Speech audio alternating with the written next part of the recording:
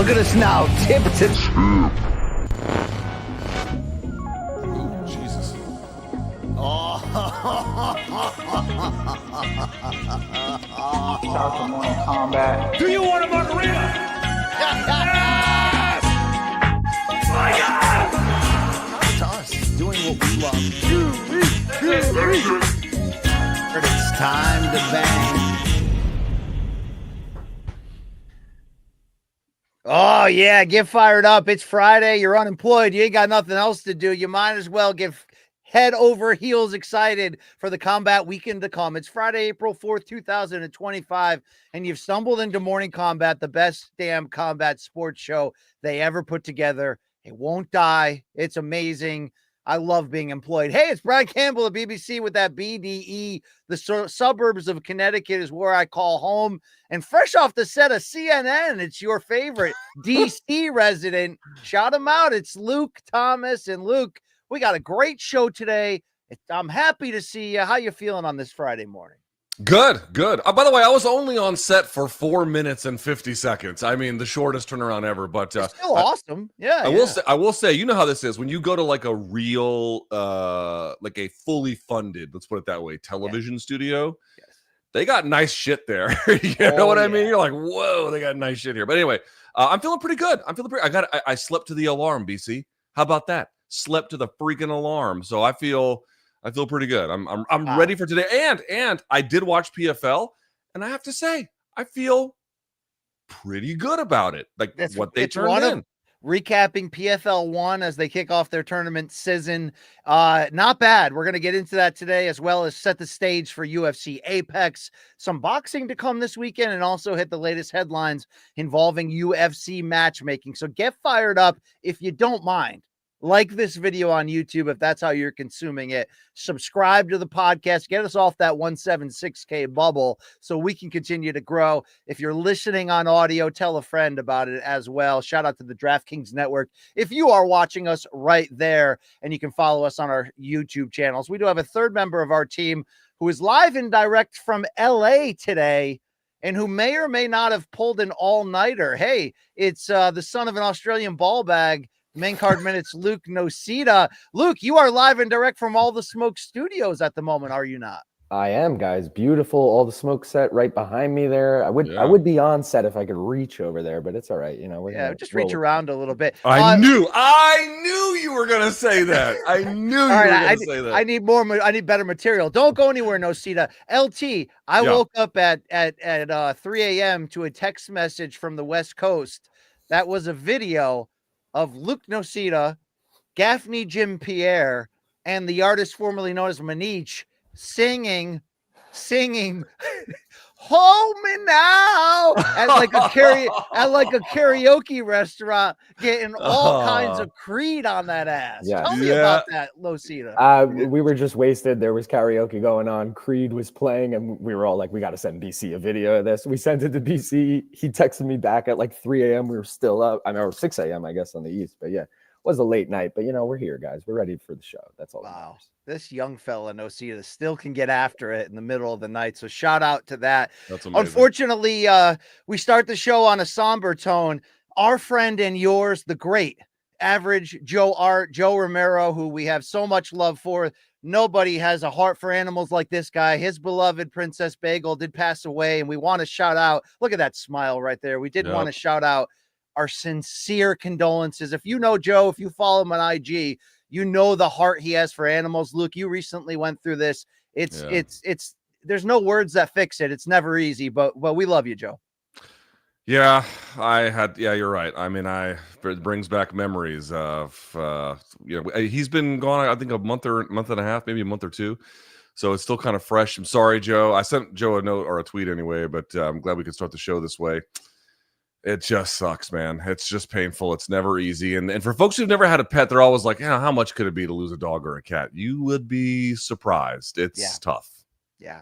I've got 2 cats right now begging for my attention here. It's my life. All right. It's my passion. It's the spirit I bring to this, but we will have a great show for you today. Luke, anything else you want to tell the audience? I don't know if I was supposed to do it, but yesterday I was on Submission Radio with a pair of great dirtbags and the host, Dennis, of course, and Jed Meshew II of Atlanta and disbarred lawyer fame.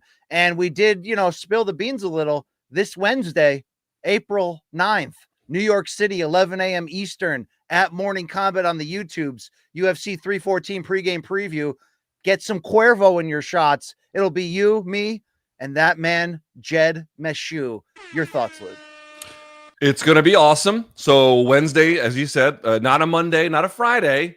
Now we're not doing a Monday and a Friday. We're just doing a Monday and a Wednesday this year, or this next week. But should be a lot of fun, as we indicated. And BC, we have to tell them we're going to do, I think, a mailbag episode. Are we not? So I think, go ahead.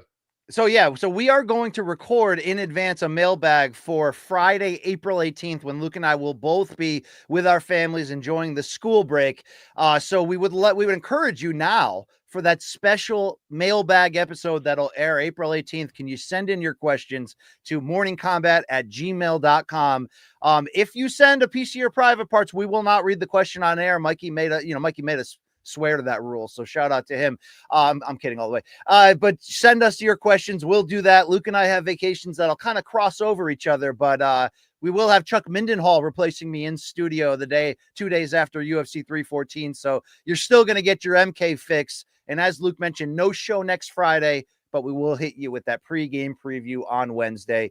We got to take vacation somehow, Luke, so at least we're still on the air. At least we're folks who don't have kids don't understand this, but like if you have a child, you can only take a proper, or even any kind of vacation, when they are off from school. Like there's just no other way to do it. So you're at the mercy of the school system. And well, in the 80s, my parents would just pull me out of school for a week. People didn't care, but nowadays, I feel like you can do that for like a long weekend. Hey, let's pull them out of school on Friday. We'll have a long weekend camping or whatever, something like that. That's fine. But I can't take her out of school for a week. You know what I mean? I can't do that. My kids are juniors in high school, getting ready for college. They can't miss that ish, but it is what it is. Tuki's got to get her time in the sun. She deserves it. So that's what's going to happen. We'll still be giving you the great content. And without any further ado, we might as well just bang to it. It's time to get into it. Let's hit it. Topic number 1. Hey, let's react to some big news. Dana White came out on April Fool's Day after the UFC Twitter account teased a huge announcement. Is it going to be Jones Aspinall? Is it going to be the UFC meta deal?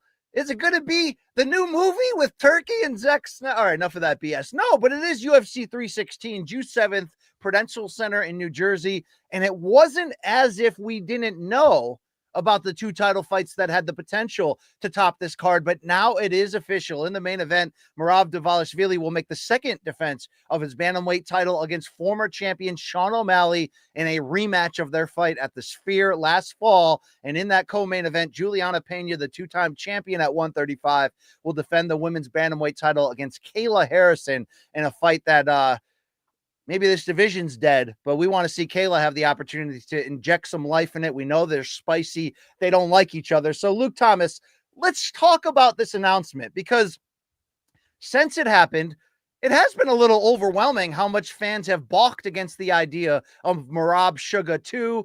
There's been a similar vitriol to when UFC 312 announced DDP Strickland 2. A lot of people feeling it's unnecessary, but you do have to consider when you look at the top 10 of the bantamweight rankings, I'm not sure I see another overarching, obvious, deserving challenger in that top 10. I mean, there is Petr Yan. We'll talk about it.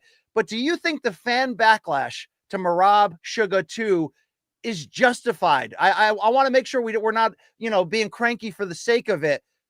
Are the fans right that we don't need this rematch? That's a tough one. So what I'll say is this, to the point that you raise, it is clearly detectable that the fans, or at least not all of them, obviously, but either a vocal minority or at least a visible portion of them, whatever the number ends up being, don't want this. And not only do they not want this, they don't even understand it. And to the point that they raise, it's like O'Malley lost, took time off, and is just getting a rematch. How does that even make sense? The first fight wasn't competitive. Like, the reasons why they don't want it, to my mind, actually all kind of make sense, right? They, as I indicated, the guy's been off. He didn't get another win. The first one was a wipeout, blah, blah, blah. Like there's just all the things that would normally happen to merit a rematch organically. They didn't happen here. But here's the problem. They need title fights to stay in rotation.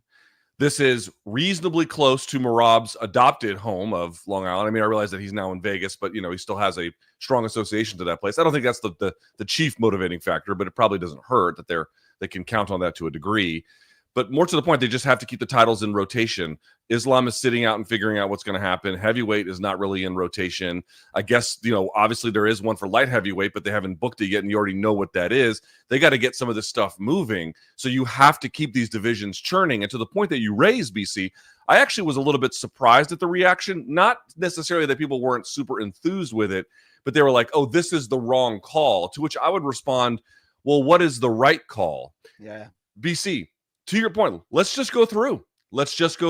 Ready? Number one contender is Sean O'Malley. Okay. And, again, I'm not saying that like the position at one, that therefore means he should get it. But I'm just saying, here's who's available at the top. Don't worry. Meta IA will fix those rankings. Can't wait. Sean O'Malley is number one. Petr Yan is number two, which of course was another one we'll talk about in just a second, I'm sure. 3 is Umar. He literally just lost. 4 is Sandhagen, who's got to fight with number 5, Davison Figueiredo at UFC. And Sandhagen just lost too. We got to be and Sandhagen just lost, but he's already booked. He's got a main event for UFC Iowa already. And then, of course, after that, it's just Song Yadong and Chito Vera and people who just are not really in the title conversation. Good fighters, but not in the title conversation. So those are your choices. So now you can't use 4 and 5 or 3. You can literally only use 1 or 2. So then you have to ask, okay, well, why didn't Yan get it? After all, he did get a win recently. He did beat Davison Figueiredo. To the point I would raise is, yeah, you could do that, but now you're going to have someone in a pay-per-view market in the United States that Merab obviously speaks English, but the challenger does not. So that's going to limit what kind of media you can really get. And also, if you have to think like a promoter, the promoter is probably going to want to give preference to an American person. I'm sorry to say that, when the chief audience that buys pay-per-views is North America, and in particular, the United States. Like having an English-speaking American person is what a promoter is at least going to favor. And then I would just simply say, BC, I'm sorry to say this, I wouldn't hate it if they've given it to Yan. That would not have upset me at all. But Yan got wiped out by Merab. And I know that Merab beat Sean convincingly, but he beat Yan pillar to post. It was not close. It was 50-45. Yeah. O'Malley won at least one, or if not 2 of those rounds. And then the 5th round, he kind of put it on Merab a little bit. So it's not like it's the best scenario you could ever imagine. But of the available names, that's the guy given the considerations in play. Yeah, I got to agree with that. Log on, Luke. Can we show that meme that was put out on Twitter? And it originally echoed my belief of Petr Yan deserved that title shot. But I would have preferred the Petr Yan rematch. But if we're going to complain about star power in this era and want pay-per-views that get people's attention, I don't hate it in this spot. We're going to show some video in a second of O'Malley talking about injuries and where he was in that first fight. And I'm not saying this to excuse it, but I do believe this rematch will be a better fight. So I'm not ultimately against this right now. For anybody wanting Song Yadong, it's like, hey, he poked Henry Cejudo in the eye and didn't get in trouble for it. That's not a real win for me. And the fight before that, he lost to Petr Yan. So could it have been Yan? Yes. But to your point, an injured O'Malley was more competitive most recently against Merab. And having O'Malley in there should, in theory, sell more tickets. So I don't hate this at all. O'Malley reacted on his podcast on YouTube with Coach Tim Welch. Here's O'Malley saying that this rematch will be different. Dude, I'm so excited for this fight. Sugar Shane versus Merab 2 is happening, and I don't think people are going to be too happy about it. My life has completely changed over the last year. Last time I fought him, I was 29. Mm-hmm. I'm 30 now. I'm a grown man. I have hair on my chest now. I quit smoking weed, too. I haven't gamed either. I quit gaming. Yeah, I also haven't yeehooed once this year. Jade the Peen? Haven't Jade the Peen once this year. Not once. Not once this whole year. Last camp, we had some shit going on. My body hasn't felt this good since 2022. Gonna fight at my full potential. I know I'm gonna be a huge underdog. Everyone's gonna count me out, just like the Aljo fight. I don't want to jinx it, but dude, if I can just keep this pace up, how we've been able to train these last few weeks, all the way up into the fight, I'm going to be 70% better than I was in that first fight. So, Luke, I'm going to tee you up in a second. He would go on in that interview on podcast to say, I don't want to sit here and make excuses. We had a great camp the first fight. I showed up. I was in shape. But every single journey entry for me was like my groin kept me up at night because I tore my labrum 10 weeks before the fight. I had serious groin pain. I'm going to be significantly more agile, mobile, and in better shape for the rematch. So, Luke, we're not going to sit here and make injuries. O'Malley took the fight, even though he was injured. There's pressure to stay on top and stay active as a star. But do you believe, now that the fight is secure, that we will see a better O'Malley, that we will see a better matchup, and that in hindsight, yes, he was compromised in that first fight? I suspect it will be better. I don't know exactly how much better it's going to be. Like, I can absolutely see a scenario where it's better at the margins, but, you know, effectively what happened in the first fight was more or less repeated. Like, that's something we could see too, where it's like, okay, cleaned up, something around this scenario. I mean, just think about realistically, like, what do you have to work on if you're Sean? And the tactical answer is many things, but the big picture is you have to stop the takedown, you have to create separation, and you have to hurt him. Like, everyone does this game with Merab where they just try and neutralize him, and that does nothing because he's got an endless gas tank to just keep trying, and he does. He gets stronger as time goes on, not weaker, unless you can actually hurt him. You have to legitimately hurt the guy. So easier said than done, and how you do that is really the answer. So I can see some improvements on that. And again, I don't think it's out of the question by any stretch of the imagination that he could win. But part of the lack of enthusiasm, BC, for this is also, we should be honest, is also rooted in the fact that, like, okay, he definitely was injured, and that's there could be a real big difference the next time around, but it may not be that much of a difference since it was UFC 306 to UFC 316. This is not a huge expanse of time in which to get better. You would have to have been really compromised for there to be like a major change potentially in performance. And the other one is too, BC, is if he loses, he's in a bad place at age 30. It's a gamble. Right? Yeah. It's a huge, the UFC, I'm not saying they're cashing him out because they're giving him an opportunity here, but like we just saw what happened with Steve Erceg. If you don't manage when you take these opportunities, and I recognize fully it's a difficult call when you've got a short career. However, it should also be noted, we have many documented examples of guys getting offers for things potentially too early and it having a backfiring effect long term. Will this be the case at UFC 316?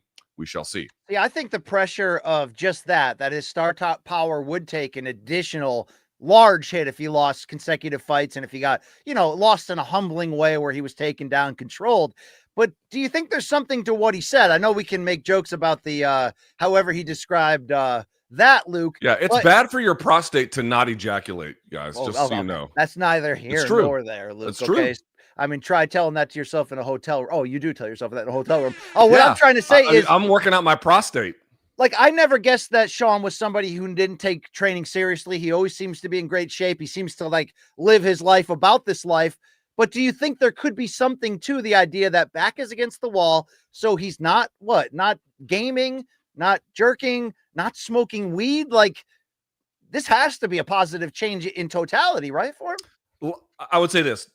Again, not busting a nut is not good for you. But however, he's got a very unusual occupation, right? I mean, how many people do you know that fist fight for a living? That's a pretty rare business. And the other components, BC, are the ones that are, to me, a little bit more interesting, including getting off social media. I think that is maybe the most important one of them all. The gaming, I don't have an opinion on because I don't game enough to know exactly what it does or doesn't do to you. The weed smoking, probably, again, if I'll say this, if he feels like that helps him, it almost certainly will. But getting off social media, there's no doubt in my mind that will boost, not merely cognitive performance more broadly, but potentially his ability to focus, stay calm. We know that when people are too online, they become agitated, irritable, to say nothing of what it affects in terms of memory and recall and the like. So I think in general, this kind of, what would you call it, BC? Semi-monastic turn, right?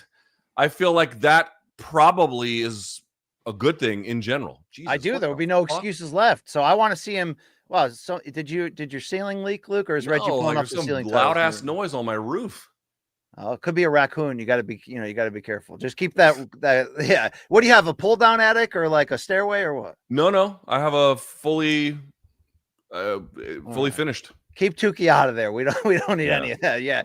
So I think there's going to be no excuses here. I do want to see him, if he's down, risk losing by knockout by really going for it. I think he will. I think he realizes maturity time. He's 30. He has been a star, but he needs that belt in a lot of ways to be considered one of the faces of this operation. There are some people on social media though saying, look, how is this fair? A champion who never really got the respect in Aljamain Sterling was not allowed an immediate rematch, even though he had 4 title defenses. Fans even tweeted at Aljo, but here's Sterling's response, and I want to get your take on it. He says, look, honest answer, the UFC is going to do what's best for the business and for the brand. Would I have liked an immediate rematch due to the circumstances going into the first fight? Absolutely, but I understand the business model better than most, and O'Malley is a really exciting guy that has beaten many top 5 contenders, so I think he rightfully deserves it after all the ranked names he has beaten. And Luke, if you remember, Sterling was rushed by the promotion to take that defense against O'Malley. What do you make of his reaction? I don't agree that it's put the quote up one more time if you can, where he says O'Malley's a really exciting guy that has beaten many top 5 contenders, so I think he rightfully deserves it after all the ranked names he has beaten. See, I disagree with that part. I think that it's understandable that he got it given what the promoter is valuing, which is to an extent your resume, but to an extent your sellability. Also understand something, right? They're negotiating a new television rights deal. Like, what prominent American fighters you can have for an American broadcaster is probably pretty important. You know what I mean? So getting them out there in front of the public and active and potentially even winning, this is something that's quite important. But what I would say is, I don't actually think he deserves it in the traditional sense. I actually don't think that's the argument at all. My argument is like, oh, this is unfair. This is, they're playing favorites. Yeah. That's the matchmaker model. The alternative, everybody, is you can do the tournament model where you win and you advance. But we have seen how that works, and that's even worse. So the matchmaker model, absolutely, by definition, BC, plays favorites. They get to pick and choose.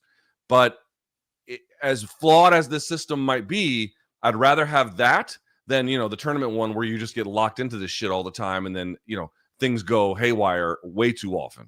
And spoiler alert, and I didn't think I'd come in here and defend the UFC consistently after ripping them for 2 years, but I mean, I've been at many jobs where certain skills give you privileges, and fighting when you sell, that'll give you a privilege. Look, I once got fired at a factory for doing a no-call, no-show one time when there were guys there that would not show up for weeks, but they had more talent, so they kept that job. You know what I'm saying? Damn, that factory life. Final point on O'Malley is maybe because it's a time when he's down, meaning he just lost the title and he didn't take a follow-up fight and people don't seem to want him in this. People are now revisiting just the opposite of what Aljo said. Does he actually have an impressive resume? They're saying, outside of the knockout of Thomas Almeida when he was on that rise, since then, he beat that Moutinho guy. He beat Paiva. He was losing to Munoz when the eye poke made it a no contest. People think he got a gift against Jan. Then he fought Aljo, who wasn't 100%. Then he got a title defense against Cheeto because of their history, even though Cheeto wasn't on that level. Mm-hmm. Would you agree that it is fair to critique O'Malley's ride up to this point and actually question whether he ever really was a true pound for pound great? Yeah, sure. He has clearly been the beneficiary of matchmakers in a company that wanted to promote him in ways that means giving him opportunities that his peers simply didn't get. It's not very complicated. That's 1,000,000,000% true. It's not up for argument. That is exactly what happened. What's interesting to me, BC, is I can understand this call as we've indicated here, where what they have to keep this title in rotation. You got to figure this out given the circumstances. We understand why they picked Sean, even if we wouldn't have mind at all if they picked Jan. But I will say this: the point you raise and all those different items in the journey. If Sean goes out here and let's say, because here's something we didn't talk about: what if he goes out there and loses even worse the second time? dude, I have to tell you, the backlash against him is going to be, I'm not going to say biblical. It's not going to be the same as, the Topuria backlash after changing his nickname if he loses. That would be worse. It would be worse. However, there is a little bit of underlying kind of seething resentment about O'Malley getting pushed to the front of the line. And I think they'll let it go if he wins. Because if you can go in there, you can be anybody who can beat Merab is legit, right? I think people understand that. But if Merab goes in there and just roughs him up worse than the first time, I feel like there's going to be a massive backlash against him. That's yet another risk that they're running here in this fight. I feel bad for Sandhagen because if he had been coming off a win, this would have been the perfect time for him to get that title shot. But he's going to have to continue to grind. Can I add one little detail here? I would love it. So people pitched this one to me, and I'm okay. Let me just see what you think. Let me see what you think, and I would love to see what Nocita thinks as well. Namely, okay, you can't give it to Jan. We don't want to see O'Malley. Why couldn't you do Pantoja versus Merab? To which you would say, I would say that there's already a bottleneck atop that flyweight division. I know my argument can be countered by the idea that Pantoja has, except for he even fought Cop. Dude, he's fought everybody that's in the title picture. I mean, I guess outside of KKF, that's why they're probably going to do that next. But I would say because there's a bottleneck atop there, and because Pantoja's on an arc of actually creating a meaningful run that you can make the argument that he's the second greatest flyweight of all time. I don't know if you would want to hurt that division. I mean, you wouldn't necessarily need to strip him. You could give him the opportunity to become a 2-division champion, but I don't know, Luke. I'm actually happy they didn't in this case. I would love to see that fight. To be perfectly honest with you, I would love to see that fight. But I think the only way you can do that is if you introduce an interim title at flyweight. Because I'm assuming obviously Pantoja is going up, right? So it's going to be a bantamweight fight. You could only do that if you introduce an interim title, which is not fair because Pantoja has been as active as possible. But like to the point you raised, dude, there's a bottleneck already.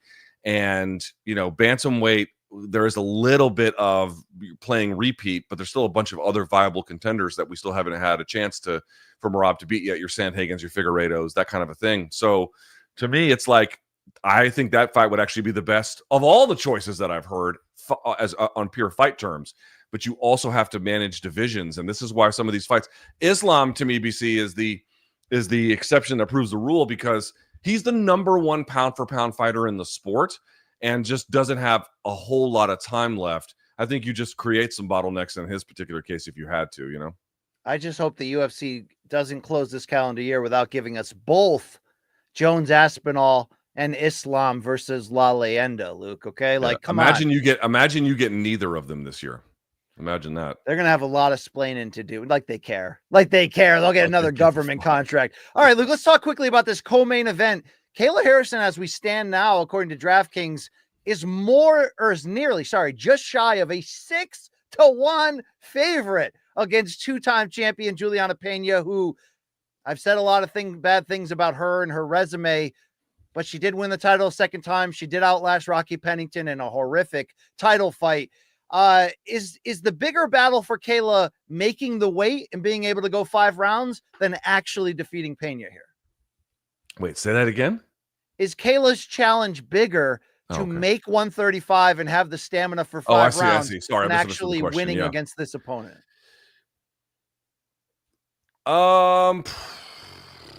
Probably. It should be noted that I think Harrison has not necessarily taken to the striking all that well. Obviously, she's cleaned up a lot, but it's not on the feet a potent part of her game.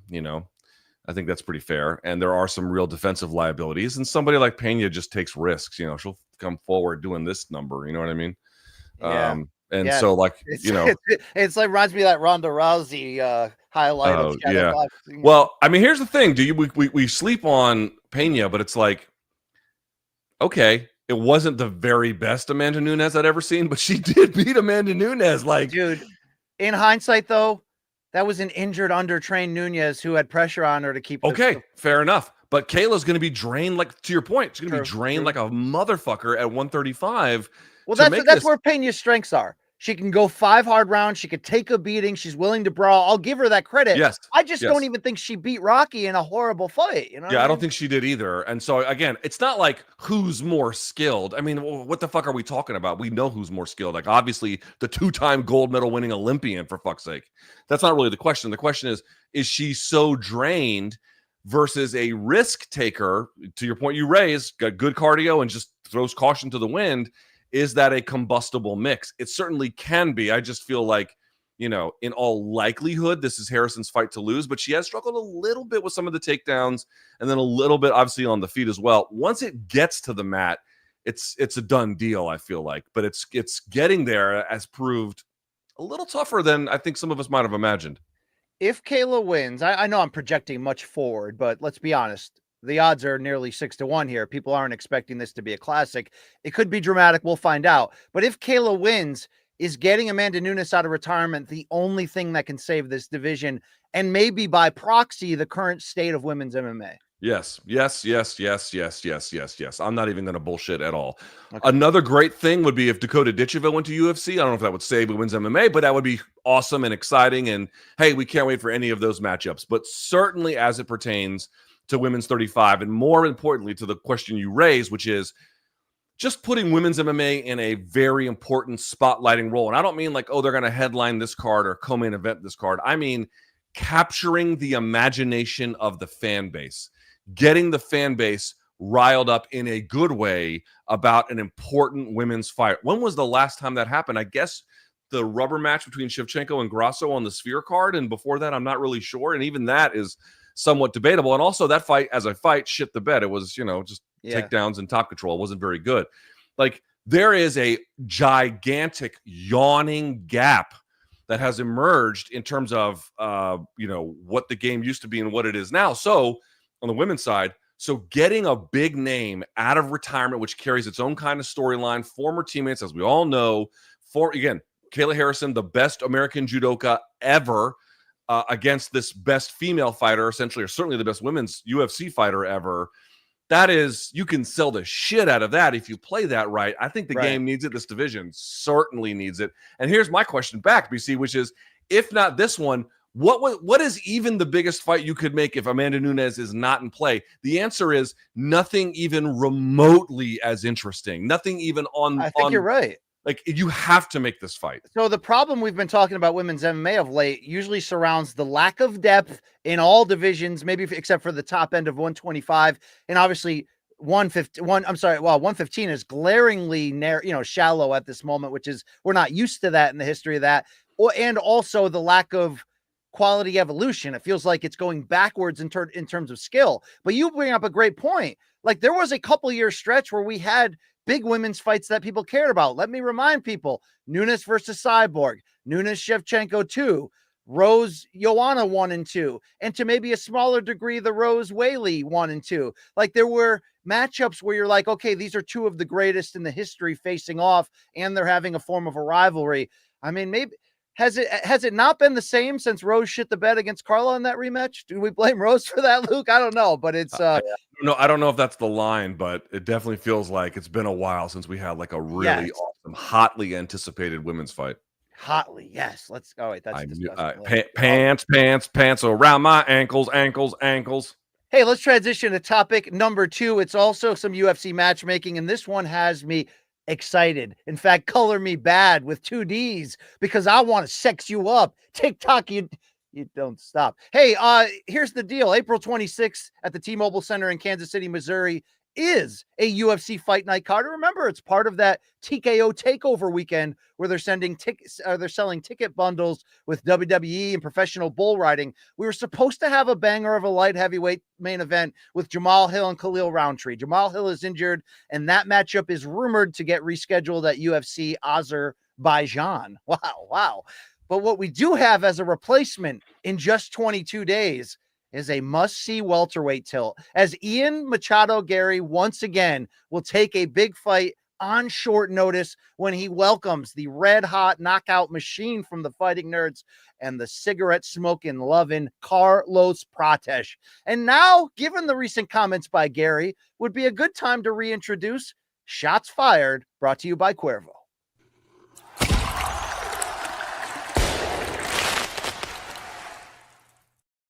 To quote Cheech and Chong, what balls Ian Garry has. And here is Ian Garry taking to social media to react to why he took this fight on short notice.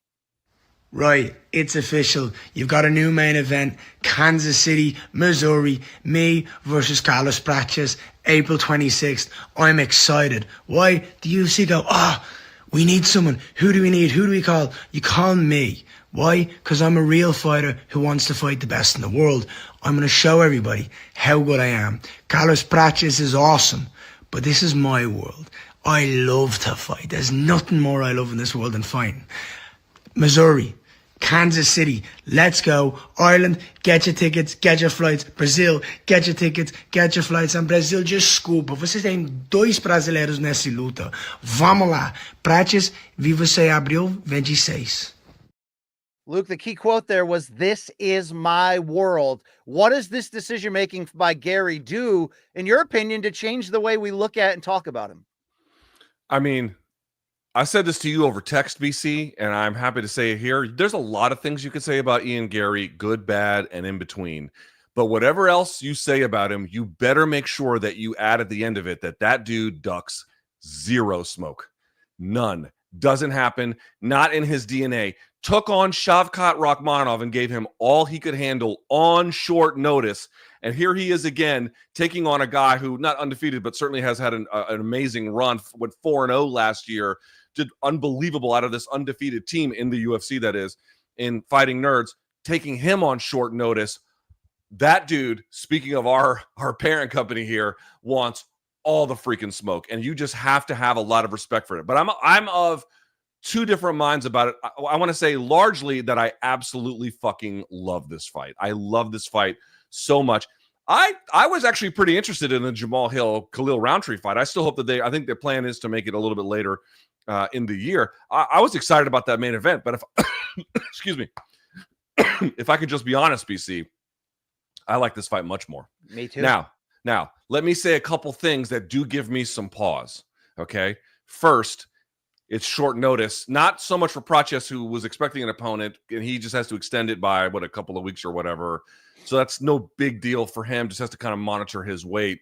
But for Ian Garry, I don't know how well he's been preparing or training or how ready he's going to be. And so you're not getting these guys with 10 weeks for each other where you really can get a sense of things. There's just a lot of questions about what kind of Ian Garry or, exactly how ready Prates will be. It is a 5-round main event, as I understand it, though. So some interesting questions for his cardio as the cigarette smoker that I think we're going to get some answers to. The other thing that kind of is interesting is BC is okay, I mean, there's simply no questioning Ian Garry does not duck smoke at all. What I wonder is he ducking no smoke a little too much? Right, so he took on Rakhmonov and he gave him all he could handle, but he didn't lose. Oh, sorry, he didn't lose badly. He did lose, but it was an eye-opening performance. I think you can say that.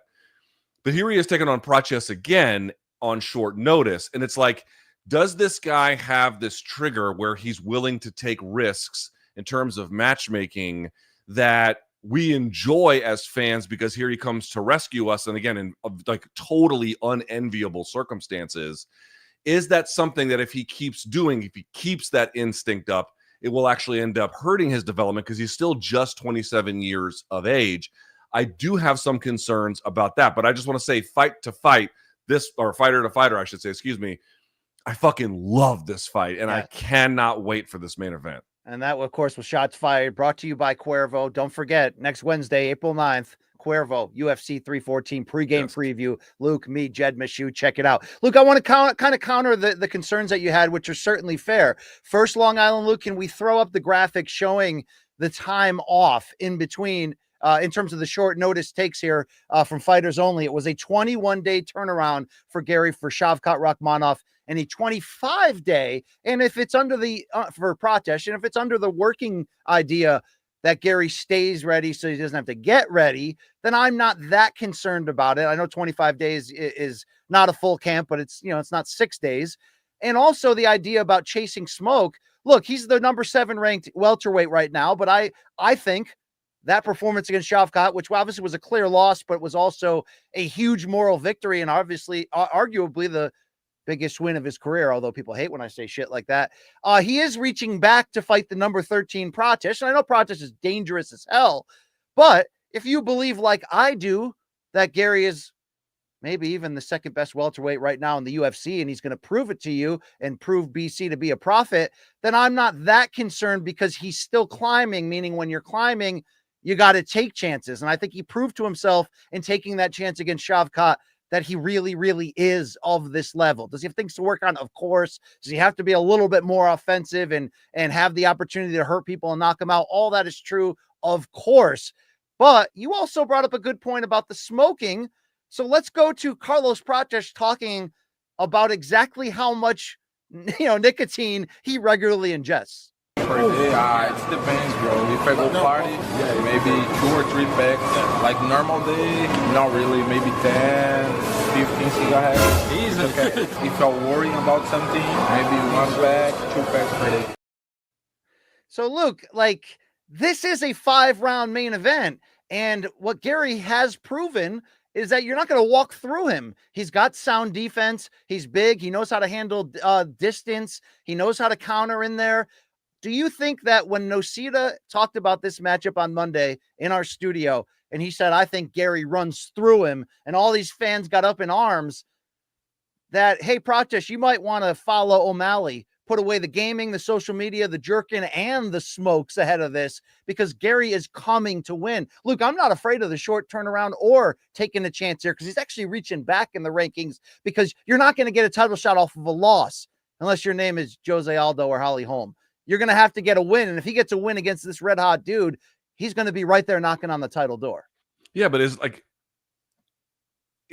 So let me tell you what my problem with this is, that the more I think about it, he had Ian Garry, Rachmanov's back, and was looking for a choke, and his application of the choke was a little, I'm not trying to be insulting, but if we're nitpicking high level fighters in bouts of consequence, we have to nitpick in that sense. It was a little amateurish, the nature of the finish. Are you going white belt for the white guy here? No, not white belt. I mean, you're going against a good grappler. It's not so easy. But what I mean is, and not everybody can be Charles Oliveira, but there's a certain degree of muscle memory that Charles Oliveira shows where he doesn't have to calculate the decision. He can just kind of go with it, right? Whereas you could see Garry kind of trying to force something that wasn't really there, and it didn't work. And I'm a little bit more polish, and we might be having a very different conversation both about Ian Garry as well as Shavkat Rachmanov, right? We could be in a totally different position. And so to me, it's to clean that up, you need time in the gym. And then just, I understand that Prates is not Rachmanov. They're very different fighters. This is probably going to be more of a striking contest. And maybe he feels for that reason, he could have taken it on short notice. I'm simply saying, to me, a little bit of reinvestment in his game, given that he's still quite young, I think will produce much better long-term results rather than if he beats Prates, but let's say he does a stick and move game plan, which we know he can do, right? A lot of lateral movement, touch and go. He could win this, and then that could help propel him a little bit forward, but you still wouldn't be ready for the top guys because you wouldn't have ironed out the other issues. There just simply hasn't been enough time. I think that's kind of my point. So I love this fight. There's many things I love about it, but what I am not going to do is, even if he goes in there and smokes Prates, I don't think it's the kind of fight that you should be talking title opportunities afterwards. I think we need to give this dude some time to get better. See, I think he's building a case for being a star on the rise, that I think he's going to get those opportunities to cut the line. And I think especially if he wins convincingly here. Hey, let's bring our third member of the team who is well hung over.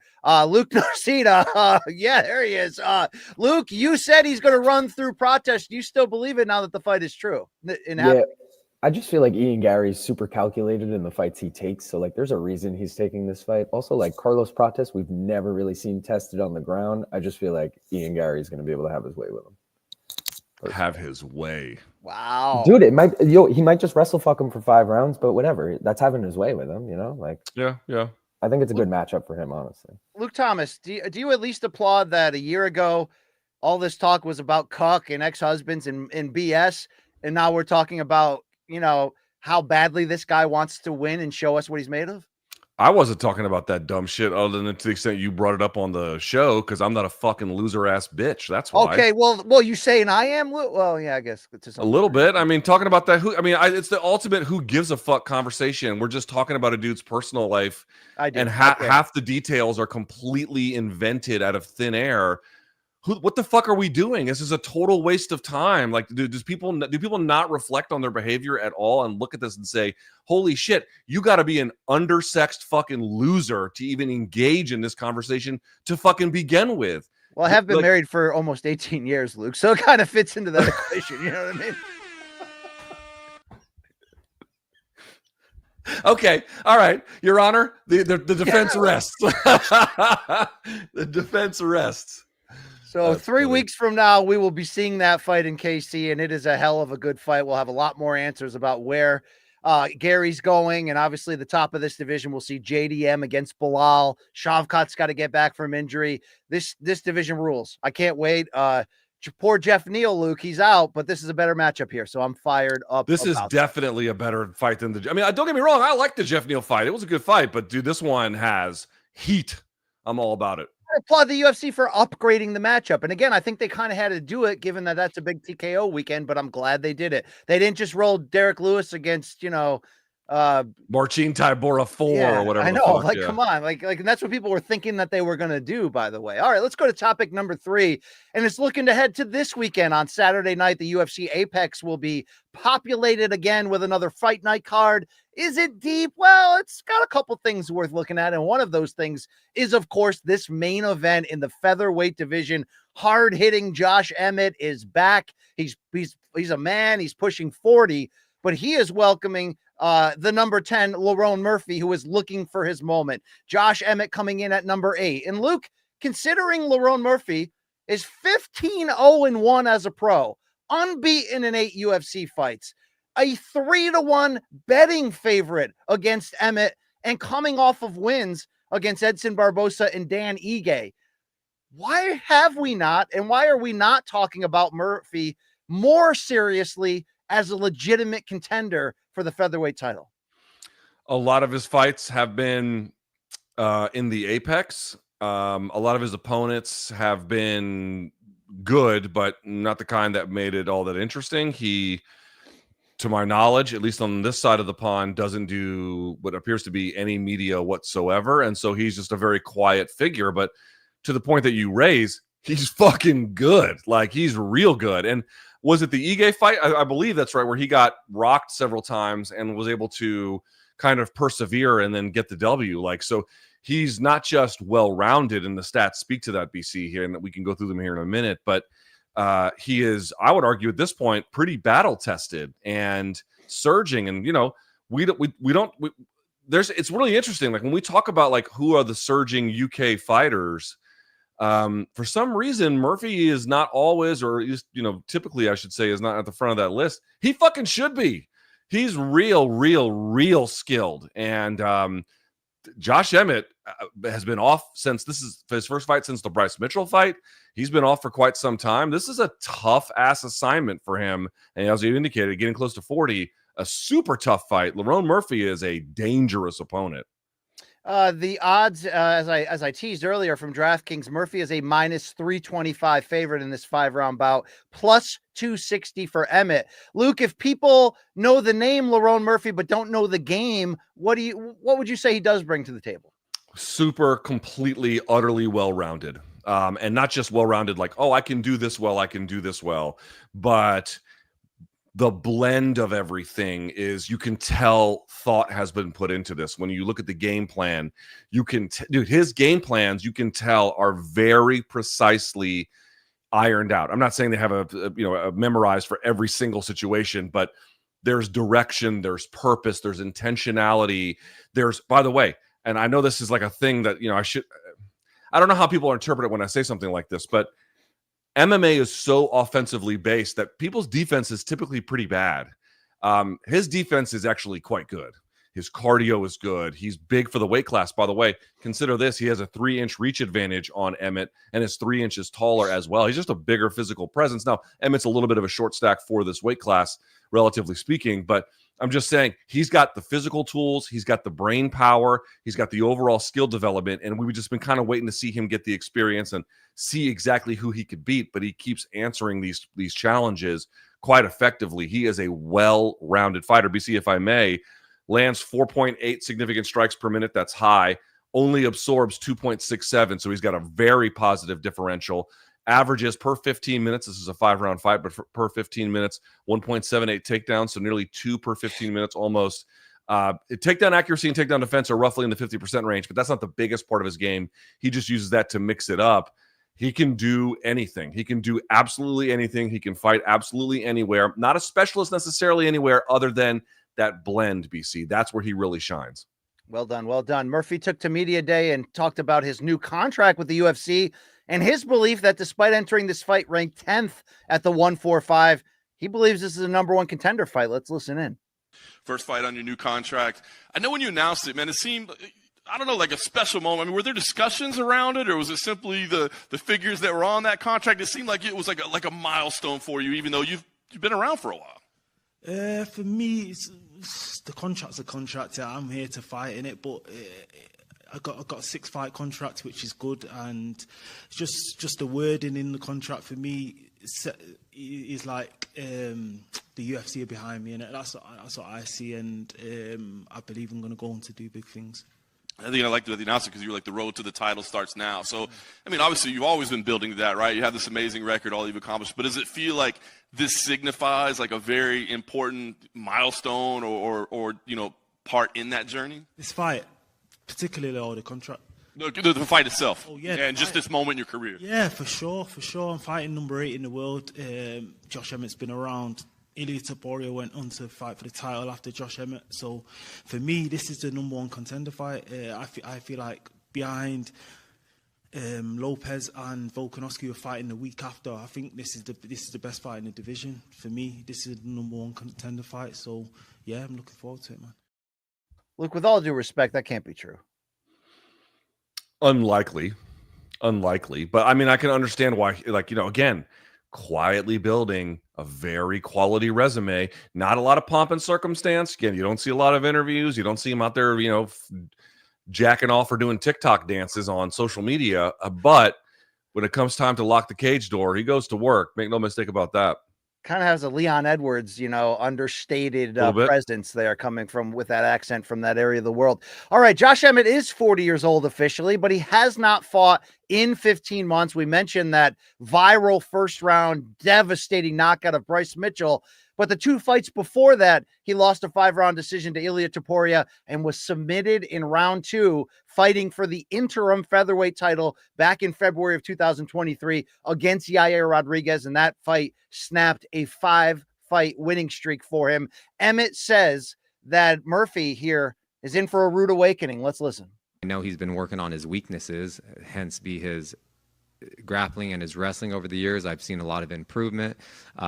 In his later fights, I know he says he's still learning on the job. There's no learning on the job when you're in there with me. We'll see. But yeah, he's good. But he's never fought anybody like me. I know he thinks he's fought someone similar to me, but no one that he's fought is even close to me. And he's going to be in for a rude awakening on Saturday night. Yeah, at the end of the day, I just have to go out there and win. Like, I've never been in a boring fight. I know what the UFC wants to see. I know what the fans want to see. They're excited when I'm on a card because every strike I throw, I'm trying to finish the fight. And I don't feel like I have to go out there and make a statement, but I'm going to. And the goal is to be a world champion. That's always been my goal. Murphy wasn't the original opponent I wanted because he's behind me. It's a high risk for really no reward. But at the end of the day, I've never turned down a fight. I've always fought these fights. I fought the best in the world. So I should be able to go out there, handle business, and then we'll see what's next. Look, he would go on to say in that same sit down that in the time off, he's worked on his power, and he says his power is way more potent and brutal. I mean, the media even questioned him and said, how is that even possible? And he says, he's going to bring it. So Luke, those recent losses, right? 2 losses in his last, 8 fights only. They were against super elites. It's Ilia Topuria and Yair Rodriguez. Do you think even at age 40, let's say he gets a win here, like, is there still time for him to make noise atop this division? Okay, so I mean, Ilya leaving actually makes it a little bit easier because he obviously lost to the guy, and it also is just one less top-ranked guy. The fact that Pitbull was subbed in, though, makes it a little bit harder. You know what I mean? And so I do think there is time. He's not the most charismatic guy on the mic. We interviewed him on Room Service Diaries. I want to be clear. I actually really enjoyed our conversation, but I'm just saying when I observe how the fan base receives him, it doesn't. They do like him and they love his fighting style, but they don't necessarily respond to his personality exactly. I don't think that's unfair. And you know, that is probably going to limit him to a degree. However, you know, that knockout of Bryce Mitchell was, it's literally one of the most vicious knockouts in UFC history. That is, especially via punch. So like if you eliminated like the most vicious knockouts with kicks and it was only with punches, that's either going to be at or near the top of that list, to be quite clear. And then on the other side, the sense out of Bryce, you could say. Yeah, I mean, he gave him a brain injury in all likelihood, right? I mean, that was really bad. So I think that those things could definitely buoy him. But the problem is this: like, if you're a Pitbull and you beat Yair, hello, you're the best fighter in Bellator history, and you just beat a top-ranked, super exciting fighter. That's great. Or conversely, you're a top-ranked guy. Plus, they want to go back to Mexico for Noche UFC. Like, you're just going to move to the front of the line.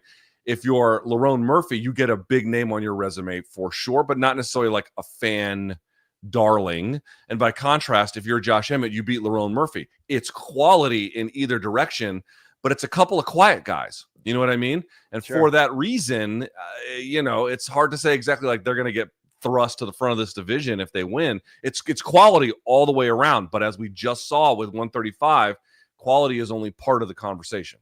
All right, let's talk about who wins and how they win. And before I get that from you, I want to bring in our betting expert, co-host of the Main Card Minute, Luke Nocita. Luke, I got to believe you're itching at the idea, even with the 15-month layoff, of Emmett at plus 260. Do you agree with what he said, that Murphy may be great, but he never fought anybody like Emmett before? 100%.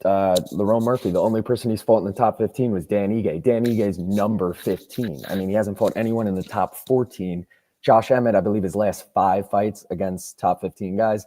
You mentioned he went 5 rounds with Ilya. Dude, I just feel like this is like 40 years old or not, the vet's going to get the win here. Also, Lerone Murphy, his path to victory usually is implementing the wrestling. Josh Emmett comes from Team Alpha Male. They got great takedown defense. They always got that guillotine. You know, like I like Josh Emmett in this fight a lot, I got to say. Topuria took him down 3 times in 1 round. All right, that's Topuria. That's La Leyenda. Yeah, that's right. La Leyenda. Say it. That's Topuria, the magician. Say that shit. No, I'm good on that. LT, you heard our betting expert loving the plus money, but he loves plus money on almost anyone. Yeah. Do you like the veteran in this matchup? I'm going to take Lerone Murphy. Now, I say that with some degree of trepidation because here's the thing. Like, how would you classify Emmett's style? You could say boxer puncher, but he's not really a boxer. Sorry, a boxer wrestler. I apologize. But he's not exactly a boxer. He's more a puncher wrestler. I mean, to interrupt you, do you remember he told us at RSD on the couch in Vegas, and we couldn't believe it, he doesn't have game plans. Doesn't have game plans. He doesn't make adjustments. He fights. He fights. And Lerone Murphy is the exact opposite. So here's the thing. Like, if Lerone Murphy makes the same kinds of mistakes against Emmett that he did against Ige, he's going to wake up looking at the fucking lights. I mean, there's really just no two. Josh Emmett has nuclear power. It's just next level Armageddon when he balls up the fist, to quote the great Vinny Paz. But I think a guy like Murphy should be able to neutralize that. He's skilled enough at this point, should be experienced enough. And I take the plus money might be a good bet. You know, it's one of those things where you can kind of hedge. But head to head, I'll take Murphy. Yeah, I'm leaning Murphy here. I love the matchmaking. I love the opportunity, really, for both fighters, because if this would be an impressive 2 wins in a row, even with the time off, should Emmett get it. And like we said, the 2 recent losses were against super elites, even though it did seem like he not folded, but he got handled by Yair in less than 2 rounds, but it was a long time ago. We have one more piece of sound to throw to. I don't think a loss puts Emmett, even at 40 in territory of needing a new job, but he's been taking notice of what's going on in the GFL, particularly the pay scale. Let's see. I mean, if they ever have their first card, Luke, but let's hear Josh Emmett talk about that. For me, are you stoked that the team leader Uriah Faber is coming back to fight again? Yeah. Yeah, it's a lot of guys, they're coming back, and yeah, I mean, I want to go down there and watch that fight. I'm curious to see how that organization kind of pans out and plays out.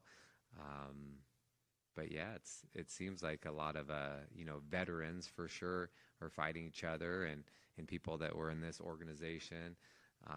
So yeah, the more power to them, because they're making I know some of the pay that these guys are making, and it's ridiculous. I wish I could go hop over and do one fight, then I'll come back.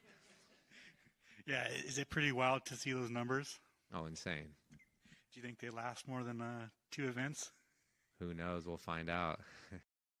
Luke, is that an indictment on the UFC, or are we doing this? Or is this a money laundering operation that will not be there after the first Golden Boy MMA card? The trick to being an MMA fighter, and I've seen this so long that you just can't even deny it, is that okay, there's a few different ways. Okay, very basic question: how do you make a lot of money fighting in MMA? All right, so the first answer is obvious: become a UFC champion and get pay-per-view points, or become some kind of celebrated figure. Or I realize that pay-per-view buys are down, but historically speaking, that's been one. Okay, that's one.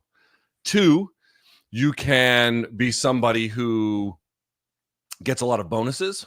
You know what I mean? Like Chris Lytle ended up getting like another $1 million added to his career earnings from fight bonuses. Joe Lazon told me all the fight bonuses are what enabled him to pay for his gym to open it up. And, again, it's not like striking it rich, but definitely being able to change your life in pretty fundamental ways with that money.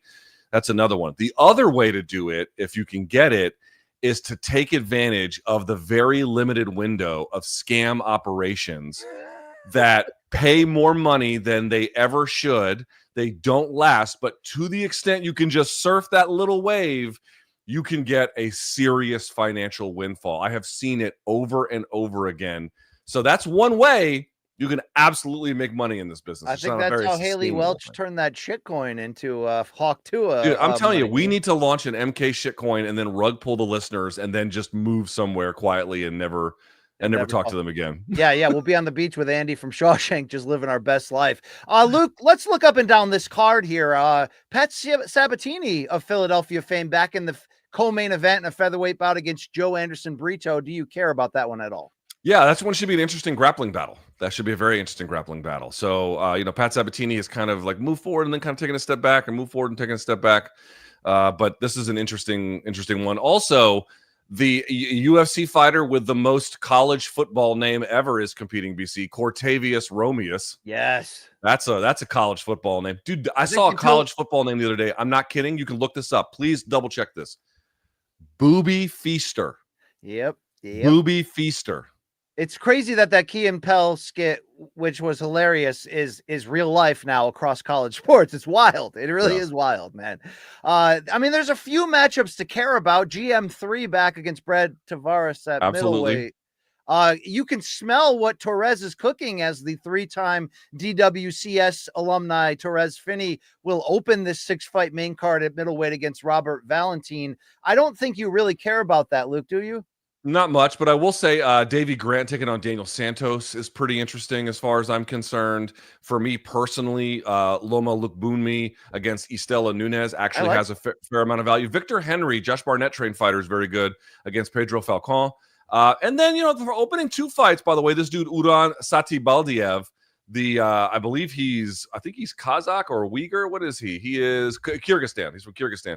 He's real good and kind of interesting, taking on Martin Boudet. And then your favorite BC, Vanessa Demopoulos, is back against Talita Alankar, a very, very good jiu-jitsu black belt. Would you agree, outside of the jokes we can make and the stripper pole training, that Vanessa, is one of the best UFC Fight Night TV fighters they have? They always put her on the first fight night, and it's always exciting, and she comes from behind and then jumps in somebody's arms. It's good TV, right? She is memorable. She has a fun personality, and she delivers, for the most part, action fights. Yes, for a TV fighter, she delivers. Absolutely. Luke Noshita, what should our degenerate fans be betting on when it comes to this card this weekend? I mean, besides Josh Emmett in the main event, I do like GM3 against Brad Tavares. Ooh. They're both 3 days apart in age. They're both 37 years old, roughly the same UFC experience. I mean, dude, you got to take GM3 here. 35 of his 37 wins by finish. Brad Tavares been finished 5 times before. I do like Brad Tavares, and he normally goes long, but I got to ride with GM3 here. As far as fights to watch, you were mentioning that Therese Finney fight, dude. Robert Valentin coming off a tough. He's in the tough finale, gets controlled for 5 of the 7 minutes that fight went on the ground. Therese Finney averages, Luke, how about this? 10 takedowns per 15 minutes. 10. That's insane. I've never even seen that. Absolutely fucking Some Habib absurd. shit. Yeah. I think he's just going to wrestle, like probably finish him in like the second round or something, but he's definitely just going to wrestle Robert. You know what that means, though? If you have 10 takedowns in 15 minutes, that means you can't hold them down for shit. That's what that means. All right, but he can get him down, and that's all that matters here, you know? Luke, Diana Belbita is also back in this, but she has lost 5 of her last 7, so that's not looking I good. wish her well, but it's not exactly appointment viewing. Ode Osborne will be in the preliminary featured bout at flyweight. He's lost 4 of his last 5, including his last 3. He'll welcome a non-Wikipedia page entry, Luis Garul. Maybe he'll end up in GFL. I don't know. Whatever. We'll see. He's undefeated. Luis is undefeated.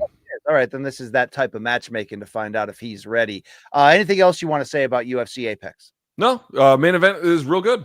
There it is. There it is. I like it. Let's keep it going. Topic number 4, PFL 1 last night, 10 p.m. Eastern start on that main card, but I watched it live, main card, and I enjoyed it. It was from Universal Studios in Florida in their new residency there in Orlando. It was the first night of the tournament season, welterweights and featherweights. And in that main event, former Bellator welterweight champion Jason the ass-kicking machine Jackson took on another former champion in Spartan Koreshkov, and Andre got elbowed on the top of the dome, was bleeding, and shortly after he got submitted. So Luke Thomas, I do want your thoughts on the main event, but first on an overarching look, there's been so much criticism against PFL. What did you make of the changes that they made to the broadcast, the format, and the presentation on Thursday night? I liked it. I thought PFL, generally speaking, did really well. I think generally speaking, that was a very good effort by them. That was evidence that they are listening. It was evidence that they have people internally in the organization giving them good advice and that they took it. And I thought a lot, not everything, but I thought a lot of it worked. I enjoyed that broadcast. And let me say a couple things. I spoke to some folks who work at PFL. I had questions. Why the fuck did they have a 10 p.m. East Coast start time for the main card? So the way it was explained to me is that's a call from ESPN. Okay. And there's just not much PFL can do about it. And BC, I have some good news and I have some bad news about some future start times. Are you ready? Mm-hmm. All right. I think it's either 2 or 3 weeks from now. This one I have to double check. But in one of those, the main card start time will be 7 p.m. Primo. Ooh. Can't wait. Perfect. I can eat dinner during the undercard. That's great. Exactly. Yeah. My understanding, however, is, and again, this is not PFL's call. It's ESPN's call.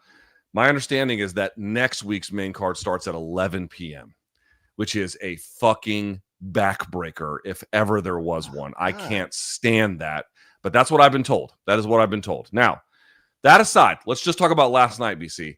What did I like about it? First of all, it looked like they were in a much nicer Apex. Yes. And it turns out you can do a studio fight if you put a little effort into it. And they had that big wall, the that big screen wall behind them where the fighters come out. They had the ramp.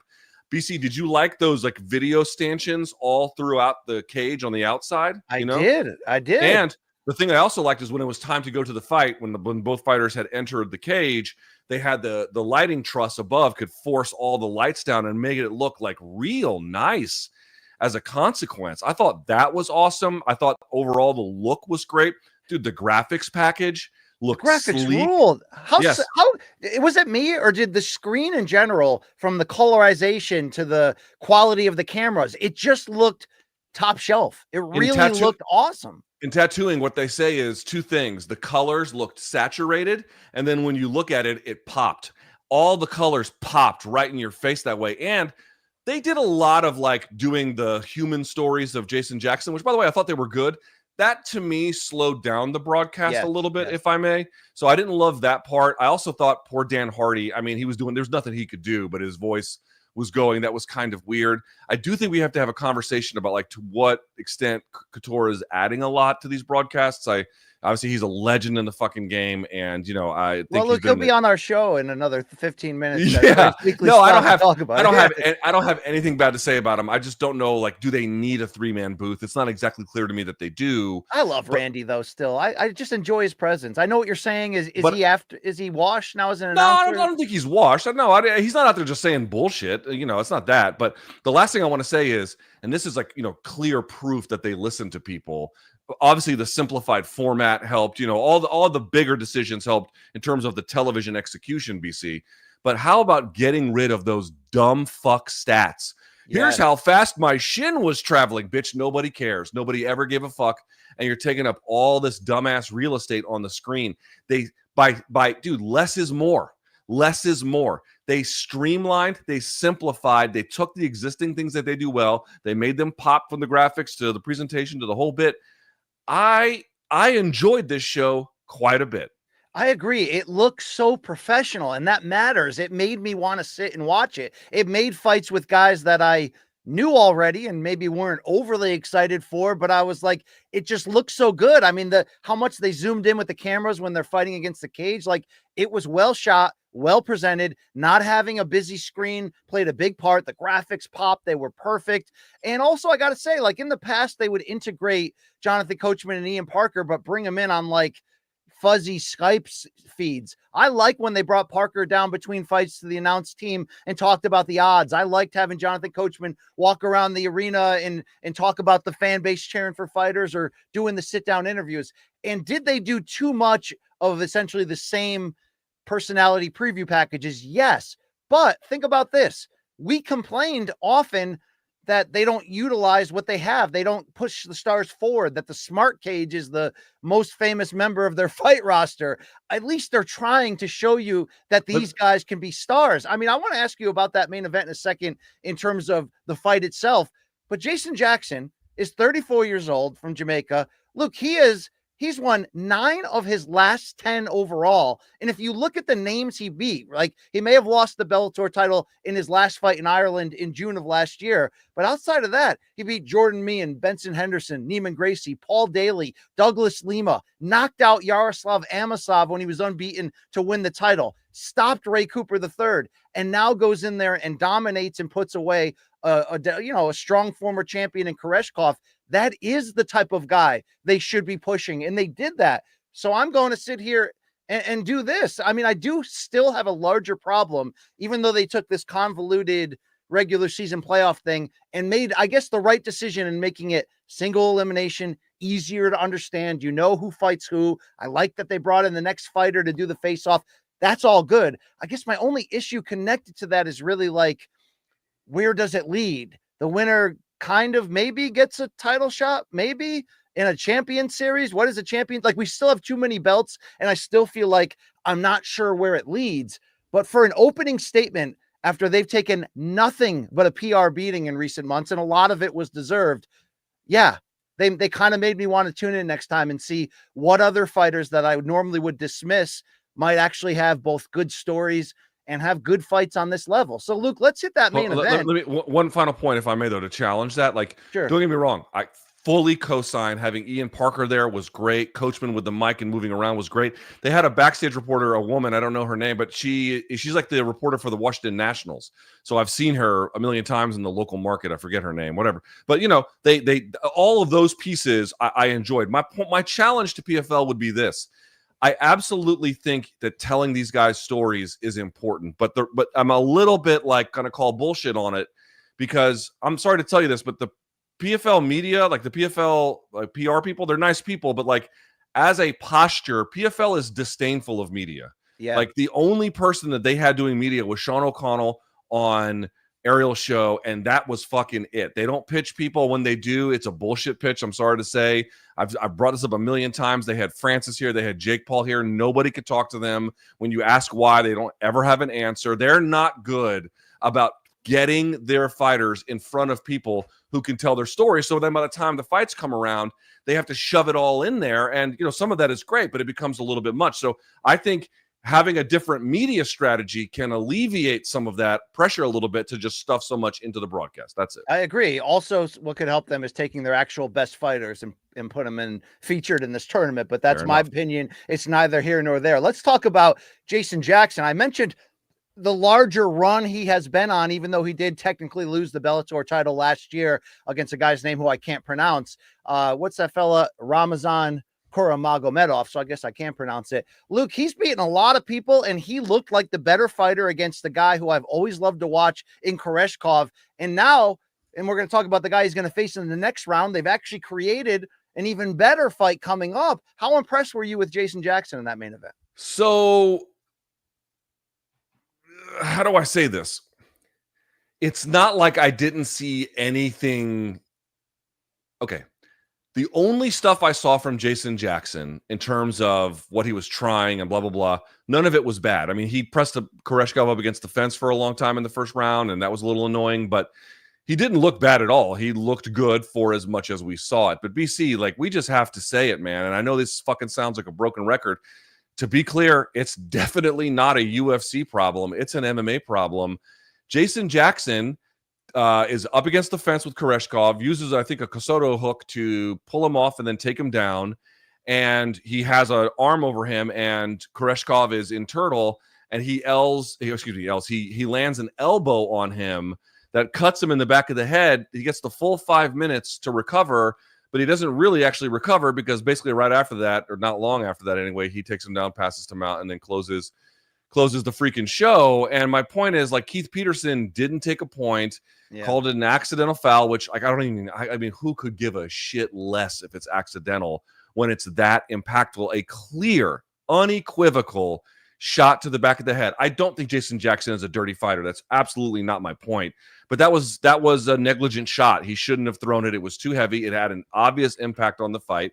And I'm sorry to say this, but Koreshkov was done wrong by Keith Peterson. Koreshkov, we have yet another main event, BC, where a foul of consequence happens and the referees just sit there and look at it like a people on the New York City subway when a homeless person's going crazy and they just don't want any part of it and they just pretend it's not even happening. I'm so fucking tired of it. It is an epidemic at this point, and it affected the results of this fight. There's simply no other way to say it.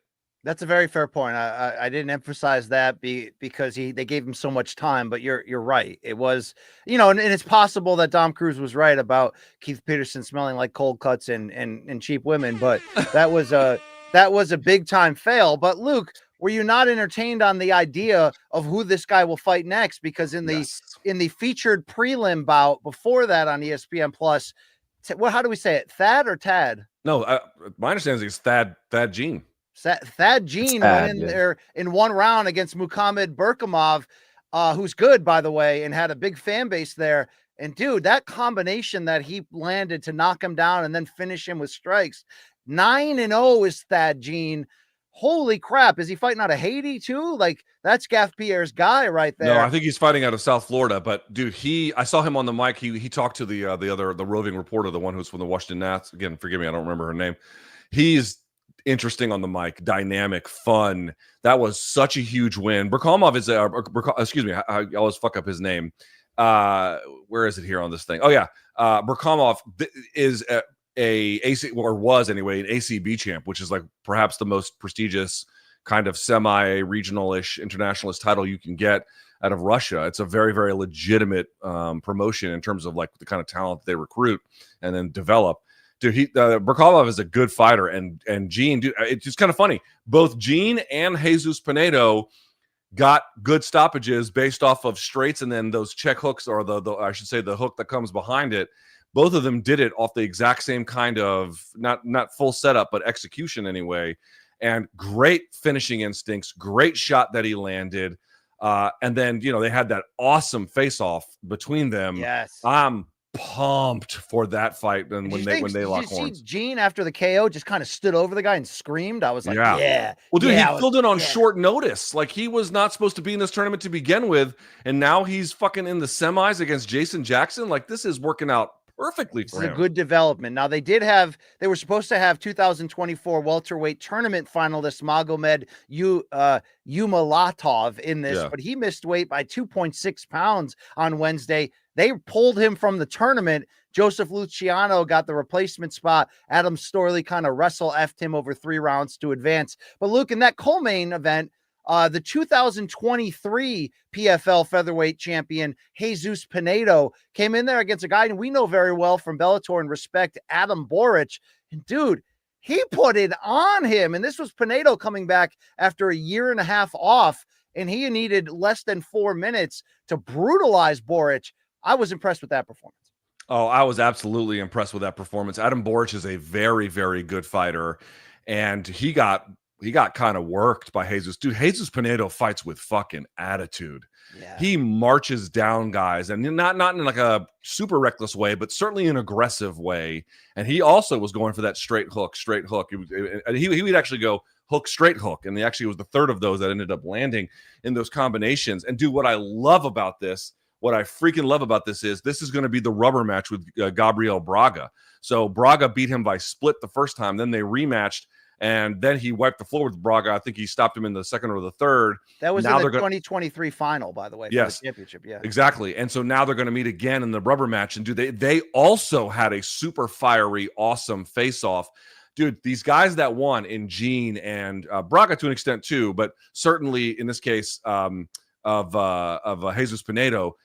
Dude, these guys fight with attitude. They fight with personality. Like what this is kind of what PFL needs. They need rivalries. They need bigger, they need guys who have memorable, action-friendly styles, and they need memorable personalities and identities too. And that's, I think, the part of the media strategy that's missing. But in terms of I'll say this, in terms of getting favorable results to set up interesting semis and finals, if you're the PFL this morning, you have to be very happy with how all of that turned out, especially since some of this was on last-minute notice for guys like John. Yeah, please don't remove parts of your rib cage and start blowing yourself, but you did well right there. And Gabriel Braga on that preliminary card had a first-round submission neck crank of Frederic Dupras. So he also on that fight, Braga nearly got submitted with a guillotine choke and had to gut that one out. And then as soon as he did, he was able to reverse position, get the back, and then close the show. So a good gut check performance by him too, if I do say so myself. And in the opener of that main card, Luke, that was a pretty gnarly fight. Jeremy Kennedy, the Bellator veteran, against Mavlid Khaybulaev, and it would become a split decision, 29-28 in either way. Kennedy looked like they had stolen his best girl afterwards. He was incredulous after that decision. Do you think the judges got it right? I kind of like the elbows and the striking of Kennedy better, but it was a good back and forth. I thought Khaybulaev was, I'll say this, when the fight was over, I was like, I think Khaybulaev is likely to take it based on what the judges prefer. But I don't think Kennedy is crazy to say that he did more meaningful work between them. Does that make sense? Yeah. Damn, dude, I know I keep hitting this point, but I just wish they combined the rosters and put everybody in the tournament and created champions at the end of it, because I want to see Pitbull in here. I want to see Yaroslav Amosov, who's now a free agent and trying to get to the UFC. I know there's financial considerations based on how Coker was paying them more, but with this structure, with this presentation now, it's better. Put your best fighters in there. Corey Anderson should be in there, in my opinion, more and more, blah, blah, blah. Luke, any other matchups you cared about on here or no? I'm trying to look up and down this one that we saw here.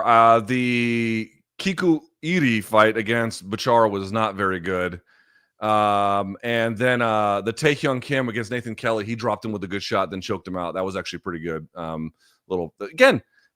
Nice little card by PFL. No question about it. They're listening. Let's see more. I do have to play a piece of sound. Sean O'Connell yesterday before the card was on the Ariel Helwani show to preview it and did kind of call out fans and media for being negative. Now, this was before they had the card, and the card seemed to raise PFL's goodwill and profile in the MMA space. But I want to play this sound and get your reaction to it, because I like Sean O'Connell a lot, but here's him standing up for the brand. The source of frustration for me, Ariel, when it comes to the way the PFL is treated in the MMA space is, I know how hard people are working to try to do it right in the PFL. I see the behind the scenes stuff. I know the individuals personally who are trying to make things happen and trying to, jump through the right hoops and things like that. And I also know that I can go find as many loud complaints about boxing, about the UFC, about rule changes in the NFL, whatever, from fans, and they get so disproportionately amplified, those complaints, when you're talking about the PFL, because we're the little brother that's trying to make a space for itself and himself, herself, and we're trying to carve out this niche. And it's like people don't want it to happen. And it's crazy because if you love the sport of mixed martial arts, you should want there to be more mixed martial arts and more places for fighters to go get paid. And I don't know why the fan base and the media are not championing alternative causes more. Criticize us when we need to be criticized. Criticize me if you think I'm calling fights wrong or I say something I shouldn't have said. Please do, because I want us to be held accountable, and I want us to be at a very high level, and hopefully someday on par and past the industry standard that's set by the UFC. But man, it doesn't feel like in a lot of cases people are rooting for success here, and I know that I am. Now, look, if he's talking specifically at UFC fans, and this is somewhat similar to like in pro wrestling when people are like WWE only, we hate everything else, we want it, we cheer for it to lose, then is there some of that in the fan base? I'm sure. But as much as I really like Sean O'Connell and actually think he does a great job, I don't know if the media has been extra harsh. Like Don Davis has given us plenty of reason to be. Their convoluted format, and their resistance to change until now has been justified to criticize, in my opinion. Yeah, I mean, I like Sean O'Connell too. I think he does a great job at PFL, but it's like also you're paid to like them. It's not like you're, you know what I mean? Like, I'm not mad at him for it, but let's not act like, oh, I'm impartially cheering for PFL. You get a paycheck from him, bro. Like, come on. Okay. But that aside, I do think he does a fantastic job. And I think the PFL is better for having him. But, PFL, like, listen, for anyone from PFL watching, like, see how far blaming media and the fans gets you. Like, what are we fucking talking about here? You know what I mean? Like one of the big challenges that even with last night which has been a problem with their product is like Don Davis cares more about his audience on LinkedIn than he does building a bond and a bridge to MMA fans. I mean, part of the reason why they're in a studio is because they can't sell fucking tickets to any kind of reasonable degree. I mean, you can get, 2,000, or if you're lucky in DC, which is where PFL is technically where the guys are from, the leadership, you know what I mean? Like if his relationships are to investors, his relationships are to people who are raising money for him. He doesn't have a relationship to the fan base. And then you wonder why the fan base is like super aggressively against. You don't have a relationship to them. What the fuck are you talking about? So like this is a silly ass argument to me. And more to the point, there was a lot of problems with the product. Now, again, we just said today was, or last night anyway, was a great turnaround. I thought this was, okay, this is a very auspicious beginning of something that they could do well. But at the same time, like, you guys can lecture media all you want about how mean they are. You can lecture fans all you want about. That's not going to save you. If you want to survive to the extent possible, you have to convince fans to like you. And if you want media to cover you in a favorable way, you have to make it worth their while. And right now, for all of the very good things that PFL is starting to do, they don't do any of that shit. So a nice long look in the mirror has already helped them. I would recommend doing a little bit more. I know, because the point goes back to what I keep harping on, the convoluted nature. It's like you've got Paul Hughes, AJ McKee, these type of guys. I feel like they should be featured in everything that you do. If you're going to do tournaments, if that's what you feel is your best way, then put your best talent there. So, Luke, we have one more piece from Sean, and I think it's important to hear it because I'm still not really sure, like, what the winners of these tournaments get. What is their champion series? They have too many series, too many titles. This whole, English Premier League of MMA type of idea. Let's hear from Sean and see if we can make sense of it. We know that it used to be like a season thing. You win the tournament, you become the champion. Now with PFL absorbing Bellator, I thought Dakota Dacheva would just be the flyweight champion. Usman Nurmagomedov would just be the lightweight champion. The biggest name available would then become the champion if they're already holding some kind of title. It's a very easy transition. That doesn't seem to have happened. Can you clear this up for us? Here's the way that I see it working out. Here's the way that it's been described for me. We have the World Tournament. You bring in a bunch of great fighters from all over the globe. You put them in an Olympic format. You say win, and you move on to the next thing. And if you win the tournament, you are going to be the PFL World Tournament champion. There's going to be a belt associated with that. And ostensibly, if you've proven enough through that process, you're going to move on to the PFL Champion Series fights, which is where you will find Dakota Ditcheva living now, which is where you're going to find Usman Nurmagomedov living now. And so if you win the 2025 Lightweight World Tournament, the dubious honor that you get after that is you got to go and you got to fight somebody like Usman Nurmagomedov, or maybe Paul Hughes can wrest that belt away from him when they rematch one another. But this is going to be the World Tournament, in my understanding, is going to be something that builds you into being the number one contender for the Champion Series belts. Look, it felt like he didn't really fully get it either. And I went on their website trying not to be a hater. There's no champions listed. Like, I feel like that's a big fail. We should know right away, because I want them. Like, I'm not cheering against them. Am I cheering against Don Davis after he claims that they're already, 1A competing with UFC? Yeah, you can't say stuff like that. I'm cheering against the format, but I want to know who their best fighters are, know when they're fighting next. And I guess this tournament will inevitably produce that, but we don't even know. Is Usman the Bellator champion or the PFL champion? And the fact that fans and media don't know this, that's holding them back more than anything, in my opinion. I don't have much to add. I think that's a great point that you're making. I completely co-sign. Once again, they're learning this lesson slowly, but less is more. Less is more. I know that they feel like they need to differentiate. There are ways to differentiate where you can add a little bit of spice, a little bit of heat, a little bit of a twist. But to your point, if I don't even know who your best fighters are, and I don't even know which designation that they hold, what the fuck are we doing, guys? All right. And we got a tweet here from Patchy Mix yesterday, which says, and you can argue he might be, one of the three best fighters in their organization, coming off the longest layoff of my career, been working harder than ever to perform when given the chance. I just want to compete, ! It shouldn't be unknown to him when he's coming back, who he's fighting, and what the stakes and circumstances. And you could say, oh, well, you could have had, Patchy Mix fight in the main event last night, right? Spice it up a little bit. Sure. But then they're doing a Bellator. They're doing a bantamweight tourney, and they don't have the available guys. So now he's unavailable, and now we're back to the same, or the contenders are unavailable. So you're back to the same problem. This is what I mean, guys. Less is more. Focus, streamline, promote, and create stars. That's what the UFC's not hardly trying that much. It's a big opportunity for you. I know. The time is now. UFC is making us dislike them on so many levels lately. The opening is there to do something easy, simple, cool, and you'll get our attention. Dude, like, right, if the fans are complaining that they're not prioritized by the UFC, if you're PFL, I know you guys love investors. I know you love Excel spreadsheets. I know you love PowerPoint, probably a lot of Canva subscriptions in that PFL office. But I've got news for you. The path to sustainability is creating a relationship to the fans.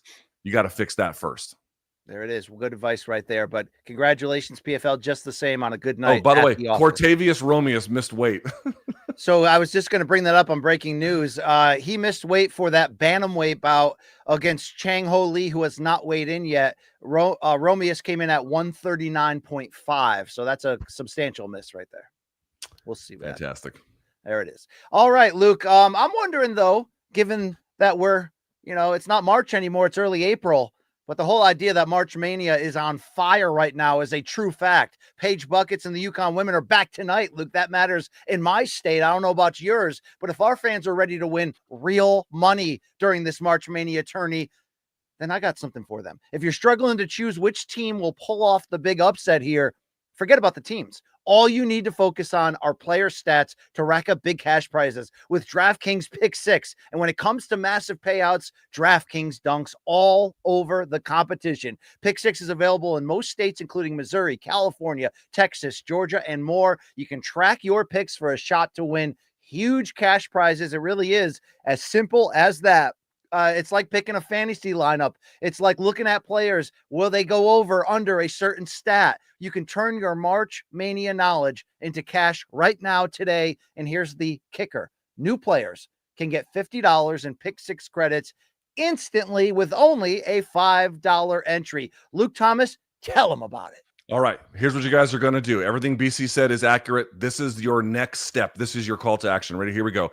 What you guys are going to do is you're going to download the DraftKings Pick 6 app now and use the code KOMBAT. Of course, that's going to be Kombat with a K. That's code KOMBAT for new customers to play $5 and get $50 in Pick 6 credits. Better payouts, bigger wins. Only with Pick 6 from DraftKings, the crown is yours. Gambling problem? Call 1-800-GAMBLER. Help is available for problem gambling. Call 8887-897777 or visit ccpg.org in Connecticut. Must be 18 plus. Age and eligibility restrictions vary by jurisdiction. Pick 6 not available everywhere, including New York and Ontario. Void where prohibited. 1 per new customer. Bonus awarded as non-withdrawable Pick 6 credits that expire in 14 days. Limited time offer. See terms at pick6.draftkings.com/promos. Look, before we get to topic 5, I just wanted to pick your brain very quickly on 2 things. One, that CGI 2 bout that was announced between Craig Jones and Gable Steveson. I wasn't sure if that was a joke. That's real, right? That's really happened? I am told that is real. Do you like that? That's kind of interesting to me. Gable Stevenson's a complicated figure because, like, as an athletic prospect, you just can't be anything but excited. But he also appears to be a terrible person, so I don't really know how to answer that question. You know what I mean? You don't think hanging out with John Jones and training with him makes him all right? Enough of that BS. Also, I dunked on the UFC meta deal because it just means more Zuck in our life. But I did get a lot of fans pushing back and being like, you don't want the sport to advance across very popular, social media channels. Yeah, right. Is there a potential plus here, even outside of the stupid ratings debate? And now Meta AI is going to fix our ratings issues, even though no one actually knows the journalists that they're all no-name guys who aren't really employed, who actually do these rankings and seem to be forced to do them under the UFC's rules, which keeps Kamaru Usman in the top 5 at welterweight. Is there any pluses that you see coming out of this, or is this just another way that Ari Emanuel will get rich? Yeah, I mean, I just can't believe how gullible people are. Like, they think this is like a real, serious, genuine thing rather than a business entanglement to receive favorable treatment from our government. I know people don't want to hear this, but it really, I mean, like, you just have to be naive to think that this is like they were sitting around and they were thinking of ways in which they wanted to enhance the fan experience. And they thought, you know what? Let's get a company that is facing antitrust pressures that we just put Dana White was just put on the board of it for really no one, for reasons really no one even understands, because that itself doesn't make sense. But like clearly it is a play to entangle their business as a long-term protection effort against various, or I should say, to you can't stop obviously some of these efforts, but to hedge their bets is probably the best way to put it about government interference. I mean, it's not to say that there's nothing that was proposed, those Ray-Ban glasses and seeing that kind of stuff as fighters walk out. It's kind of cool, I suppose. There's some different technology that's available in terms of getting a 360 view of the cage if they end up going that direction. The AI rankings part, I don't even know what to say. That's a real change. It remains to be seen if that's any good, but I would just caution everyone, what does Meta produce that's very good? They bought Instagram. That's not a thing that they ever developed on their own. They bought WhatsApp. That's not a thing that they developed on their own. The metaverse is a complete and total flop in every possible way. Those Ray-Ban glasses are kind of cool, but a limited technological influence over everything. It's a very, very big company, in part because they've been able to avoid regulatory scrutiny. This is just a way to enmesh their businesses as a protection scheme. They're going to have a fan activation on Threads. Well, shiver me fucking timbers. Wow. What a vast improvement to the fan experience. You want to improve the fan experience, pay the fighters enough that you can make the big fights and you can recruit high-level athletes to want to come participate. And to make there's ways to make the fan experience better that have nothing to do with Mark Zuckerberg's stupid ass glasses. That is such a limited window into things. So do I take it seriously? Let me be as clear as I possibly can be. No, because I'm not gullible. Thanks. Well, wow. Well said. Final piece, Luke. I got an email, a press email today that had quotes from Eric Bischoff, the former WCW wrestling head, about some interview he gave. He's claiming he heard that Vince McMahon is currently talking with BKFC. And if people don't know, the disgraced Vince McMahon, who still has trial coming up in that Janelle Grant case, he has been rumored to be putting a lot of money together and looking. At first, there was talk of him doing something in pro wrestling on Fox and doing something in this space. Could you imagine if BKFC has Connor and Vince in the bullpen working for them? Is there anything to that? Or is this the weirdest news you ever heard? Who are they missing? Mother Teresa? I mean, that's really. Let's get War Machine up in the bullpen too while we're at it. I mean, please. But like, seriously, like, what the hell is that, Luke? I mean, to BKFC's credit, they're probably spending a lot of money. They probably need an investor. Vince might like that. BKFC is a real alternative for MMA fans, so to speak, in terms of, another combat sport that is like MMA adjacent, but not MMA. It's not together. It's not crazy to think that could be a partnership that works, but yeah, I don't know. Yeah, all the female fighters should wear hairnets from here on out. All right, Luke, there you go. Hey, let's get into topic number 5. It is the weekend boxing preview. And while there's no slam dunk pay-per-view or super fight this weekend, there are 4 boxing cards of note, from Tim Tszyu's comeback to Janibek's Kazakhstan homecoming to U.S. Olympian Richard Torres Jr. getting his first top-ranked main event. And how about that UK heavyweight clash between Joe Joyce and Filip Ergovich? Luke, is there a fighter storyline of the above that tickles your fancy the most this weekend in terms of you caring? Yeah, there's definitely a few of these that I care about. So I don't care about all of them. The Torres fight against Villanello, I'm not sure how you pronounce it, is not interesting to me at all. Can I be honest about that? Sure. I don't care. Sure. I don't care even a little bit about that one. Although it's competitive, reasonably speaking, nor do I care about the Janibek fight, and not that much, right? However, the first 2 you listed are quite interesting. Tim Tszyu is taking on Joey Spencer. Tim Tszyu was a big acquisition for PBC, and I think still has a possibility of turning this around. But holy shit, it has not gone according to plan at all. So you could be forgiving, obviously, with the loss to Fundora because he had the cut on the top of his head. It was an absolute bloodbath. But that was surprising for PBC and certainly unwelcome. But that really wasn't the problem. The problem was, what was the guy's name? Murtazaliev? Bakram Murtazaliev, yes. Yeah. Then he loses badly to Bakram Murtazaliev in a fight that was supposed to be a walkover for the guy. And now you just don't even know where he is. Now, granted, Keith Thurman kind of won. And I'm saying for PBC, they're building a star in that direction. And, God only knows what could happen there. But they're just trying to rehabilitate this guy. Joey Spencer is not a great fighter, but he's a decent fighter. So this is a fight that Tim Tszyu should win. It's back in Australia. And by the way, Joey Spencer was kind of objecting because all 3 judges are going to be Australian, which I'm told, unless it's like a world title fight, that's not necessarily uncommon. They do try to, mix them up like from all different geographic locations. They did fix it, by the way. They did adhere to his complaints, even though Tszyu said publicly, don't worry, we won't need the judges in this fight. They did fix it. All right, so but you get my point. Like, there's been a little bit of controversy about it, but Tim Tszyu needs a win bad. So let's stay here. Let's stay here with this fight for a second. Tszyu will be a minus 800 favorite against Spencer, who's plus 500. Now, Spencer's a pretty good fighter, a former PBC prospect. He does only have 1 defeat, but it was a stoppage loss to Jesus Ramos Jr. in a prospect versus prospect fight. Luke, it's tough. Tszyu's 30 or 31 years old, one of the two. Those are disastrous losses last year. But I do think, not excuses, but everything you said is true. It's like he was on his way to knocking Fundora out, who, by the way, was a late replacement for Thurman, until that cut changed it. And I guess you have to give credit where credit's due for Tszyu for gutting it out, not asking out of that fight, and nearly winning it. He only lost by split decision.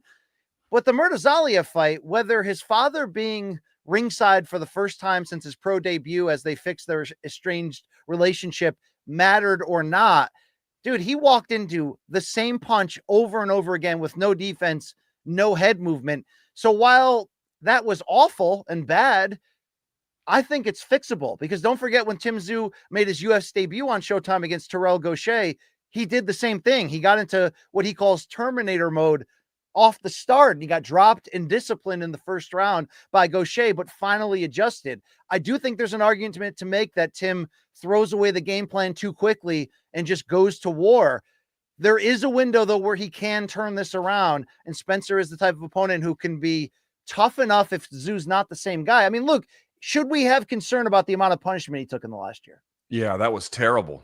It's been terrible. The cut and the blood I'm less concerned about, but definitely against Merab-OMalley, he got rocked. I mean, how many times did he get dropped? 3 times? Yeah, but I think even 4. It was just I called that fight. It was absurd. brutal. They had to throw the towel to stop the shit because it was just awful. Like, Joey Spencer is not that kind of a puncher, so it's obviously a more manageable risk. But dude, and I want to point out something too. You're like, the Fundora fight was close. You're right, but like even that was not expected to be that close because Brian Mendoza had sent Fundora crashing to the mat with one of the best knockouts of that previous year.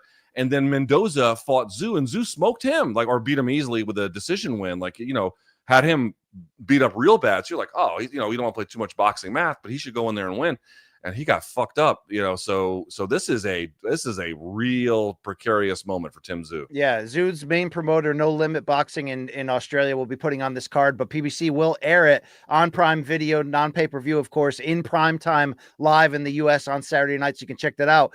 Here's Tim Tszyu talking about the lessons learned against Merab-OMalley, and as you mentioned, Luke, it looks like he'll be fighting Keith Thurman in July if he wins on Saturday. Is it hard to see the fight again? Like to look back at it? Yeah, to a certain extent.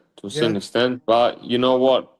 When I rewatched it, there was a lot of lessons learned, and I watched it from a tactical point of view, and it was different. I got hit with a shot that I shouldn't have been hit with, and I've learned my whole life to defend it in a certain way and stuff like that, and.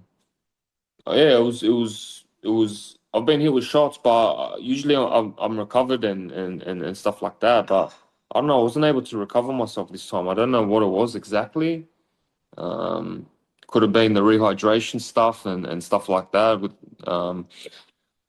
But yeah, it wasn't ideal.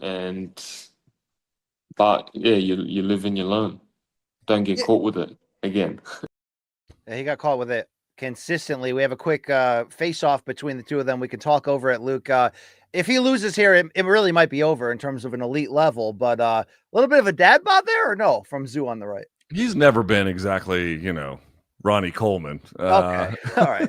Yeah. I never see workout gloves on him. You're right. Oh, yeah. But I think he should be fine. All right, there we go. That is Saturday night, PBC and No Limit. Going to bring that to you. Luke, you mentioned the other fight that you will care about. It goes down Saturday afternoon on DAZN. So Joe Joyce, who, to be fair, when he was a prospect, he was like 35 years old. But this is a man who KO'd Daniel Dubois and Joseph Parker until a recent run of 3 losses and 4 fights, which included 2 bad knockout losses to Big Bang Zhang. Now at age 39, he's going to try to come back in a big fight and put it all together. Filip Hrgović is in front of him. Hrgović was previously undefeated until he got stopped by Daniel Dubois last year for the vacant IBF heavyweight title after Usyk was stripped because he chose that immediate rematch with Tyson Fury. So, Luke, here's the real question right now, brother. Is Joe Joyce washed?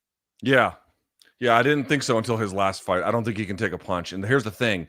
Dubois, remember that win by Dubois over Hrgović was important for 2 reasons. One, because it was just a quality win. But the other one was like Hrgović was kind of putting it on him a little bit. Like he was landing big punches and Dubois had to kind of take it and roll with it and then storm back a little bit later in that one, winning by TKO in the 8th. So that was like a very, very impressive win. But make no mistake, like Hrgović was handling him a little bit early. And as you mentioned, has beaten Big Bang Zhang and was undefeated up until that Dubois win. Hasn't fought since. So it's been a year. Here he is back. But Joyce, BC, you know boxing certainly better than I do. But my assessment about all of that is his ability to take a punch has been badly diminished. And Hrgović is both skilled from an amateur perspective, and then on top of it, he can punch. I mean, he's not the most devastating puncher, I think, in that division. That's not what I'm saying, but he can certainly cause serious problems. So what are the odds? I think they have him here in I'll tell you, it's Joe Joyce plus 275, the underdog, minus 370 is Hrgović. And don't forget, you mentioned Joyce's last fight. That was that 10-round war with old ass Derek Chisora, and he took a beating in that one. Exactly. So this is what I'm saying. I'm surprised the odds are that close. I get that Hrgović has been off for a while, and that Dubois loss was surprising, but I think Hrgović should win here. I think Hrgović should win here. I'll say if he loses, that would be very surprising and would be a huge redemption for Joe Joyce, but I just don't think it's in the cards. Well, there's an undercard bout on this Joyce Ergovich card. And at the press conference this week, it got wild. Let's look in on this piece of business. Trust me, bro. I really live it. Trust me, Jamie. Know this.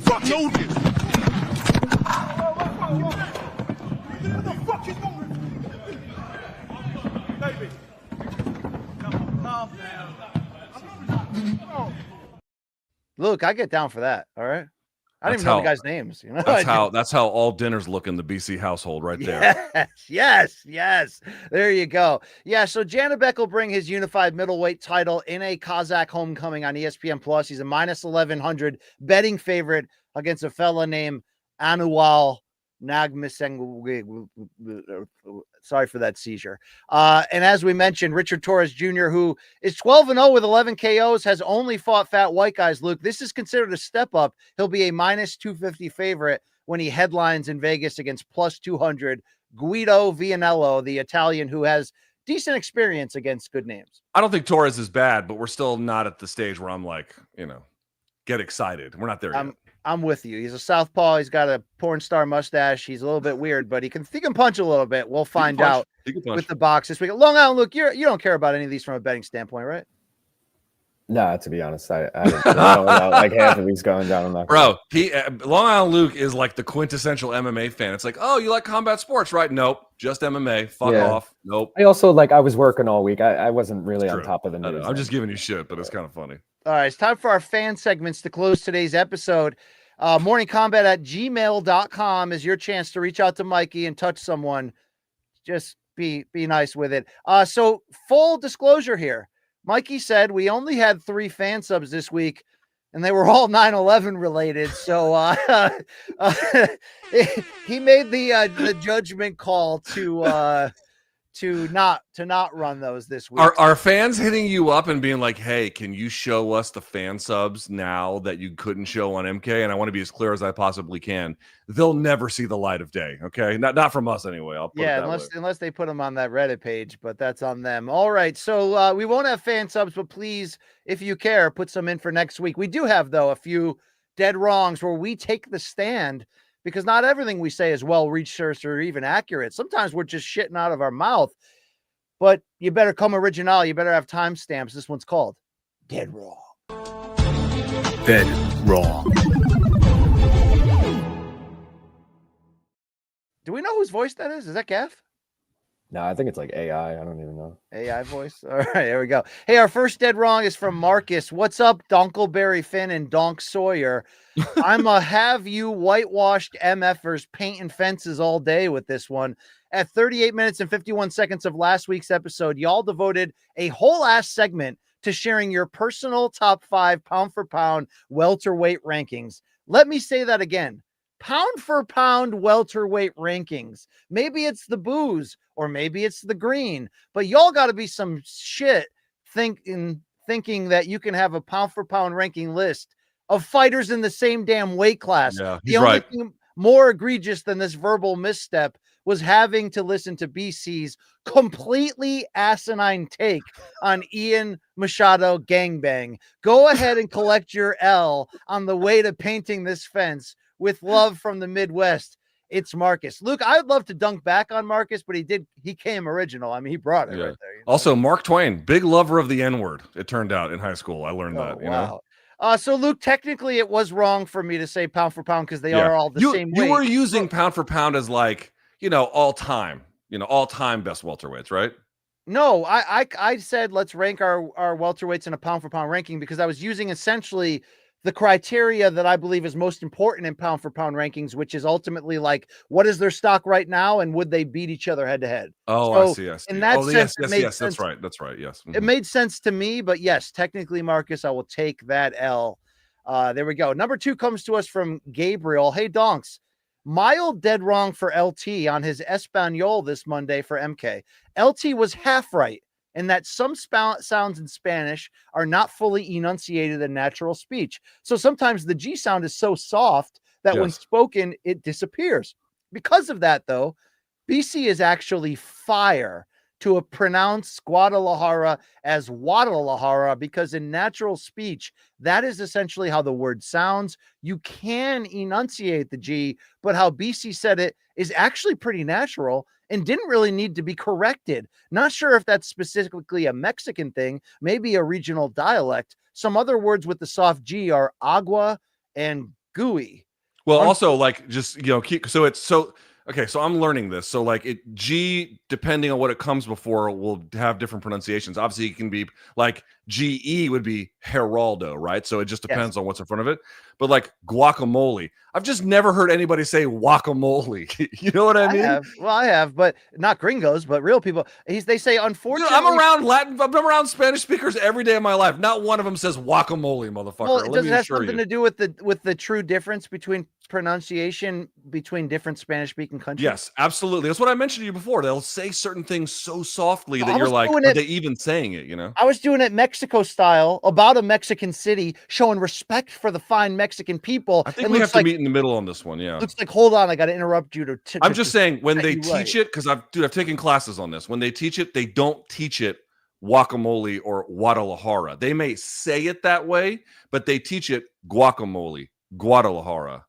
Gabriel goes on to say, unfortunately for LT, clapping Latina cheeks does not make you fluent in Spanish. Wow. I've never claimed to be good at Spanish. Never. All jokes aside, MK all day. Love y'all. It's Gabriel, and his source is that he is a full-blooded Mexican with roots in Guadalajara. So there you go. There it is. All right. Luke's took a half L. I'll take that half L. I'll take it. All right, Daz is ready to what, Luke? Daz, back up on that ass and give these motherfuckers a blast from the past. Aloha, donks. In light of the disagreement on the pronunciation of Saka Kibara around an hour and 13 minutes, and as an ethnically Japanese person, Daz says, I would like to weigh in. In Japanese, generally, all syllables are given the same level of emphasis, meaning syllables are not emphasized the same way as they are in English. Thus, Luke was more correct, in his pronunciation of Saka Kibara because he did it with less syllabic emphasis. BT's preferential pronunciation of Saka Kibara places too much emphasis Kibara, on certain syllables and broke the pronunciation up in an awkward way. In this case, LT is more right and BC is incorrect. I'm sorry if this is too pedantic. I figured if we are discussing the pronunciation of Guadalajara, then we can try to get these Japanese names pronounced correctly as well. Mahalo, it's Daz. All right. Well, I respect what Daz is saying, and I respect the root of what he's saying, being that he is of the Japanese persuasion there and knows the pronunciations. I have to say, though, what I forgot to say, and I should have said it during that episode, was I hosted that Ryan Garcia press conference in December, of which Saki Kibara was there, and I asked his very well-known translator / matchmaker guy from back in the Pride days, who was kind of representing him there because Saki Kibara's English is not limited, strong, and that's how they told me to say it, Saki Kibara, or I guess Saka Kibara. All I was saying to you is there's no chance in hell it's Sakaki. There's no chance. There's not even a remote chance. I mean, it sounds like neither of us were all that close, but not that far either. But I didn't realize that they didn't have, like, so for example, as you know, in Spanish, like if you see an accent, that's where you put the emphasis. I didn't realize that Japanese, I mean, obviously Japanese is a very different language than Spanish, but I didn't know that they did or didn't have those kinds of emphasis points on their words. I mean, I'm sure I was wrong in a great degree. I'm always wrong on speaking, Luke. I can barely speak English on this show. I get shabbed like out of nowhere sometimes. Our last dead wrong comes to us from Paul. He says, hello from Belfast, you washed POSs. It's a dead wrong of sorts from Luke and BC when discussing the best fights to watch in WEC history. Okay. How about the absolute banger of Leonard Garcia versus Chan Sung Jung? Oh, Jesus. How did we miss that? Fuck. Yeah, we did. We screwed up. The very fight that earned him the nickname, the Korean Zombie. Okay, maybe not a dead wrong, but certainly deserves mention as an absolutely insane fight in which Garcia got the nod, only for the Zombie to get revenge in the UFC via Twister. Paul loves our work. He's a day one donk. He's not a Jan Sixer. He's from Belfast, Northern Ireland. All right, I'll take that L, especially that one I'll take, because how the fuck did we omit that? That is egregious. That was egregious right there. Great moments in other MMA promotional history, which the UFC consistently bought out or folded. But yeah, that was, dude, WEC had consistent bangers, dude, in that small cage. Shout out to Reed Harris back in the day. Great matchmaker, right? Yeah, I mean, they had divisions that went, above 170 or above 155, and under the UFC brought some of those guys over and folded them. But obviously, the magic was that they had all the guys 55 and below. And this is what I mean about being, less is more. BC. They put a blue cage and they went to different weight classes, but it was just MMA at that point. They didn't try and do like, we're going to have a tournament season format with points. And like, what the? Stop. And obviously, it's harder now that there's less innovation that's possible, but. That WEC worked for a reason. It was not accidental, Indeed. All right, morningcombat@gmail.com. Hit us with fan subs, hit us with dead wrongs, reach out to the show, complain, show your ball back to Mikey, whatever. Well, sorry, except for that last part. Whatever you got to do, there it is. That's our show, by the way, for today. We will be back a remote episode Monday, 11 a.m. Eastern at Morning Combat on YouTube, and we'll be back in studio Wednesday for, of course, that UFC 314 pregame preview brought to you by Cuervo, the tequila that invented tequila. Yeah, baby. Yeah. Luke, fantastic show. You got any great weekend plans you want to share? No, I'm just going to hang out with the fam. I'm not going to do a watch along for that card. I'm not going to insult it because people get very sensitive about it, but I'm not going to. No, if I did a watch along, no one would watch along. You know what I'm saying? So I got to wait for it. I got to wait. But I have to say this, BC, we're not far from UFC 314 now. Pretty close. Very excited about that. Rub that on the gums. Check out that appearance I made, by the way, on Submission Radio with Jed Mishu and Dennis. Big Dennis fan over here, Luke. What a great guy, right? Dennis is awesome. I did an hour-long UFC 314 preview with him yesterday, so that'll be fantastic out whenever. Job. That guy will get up at the ass crack of dawn to meet us Americans on our own time, so I got a lot of respect for that guy. For Long Island, Luke Nocita. Luke, you got anything else? Probably not. Join me for the watch along tomorrow. Luke won't be live. I'll be there, guys. Main card. Join me for that. Appreciate y'all. All right. Plenty of bong hits to be had between Nocita. By the way, and he showed me what he's going to be enjoying after today's program.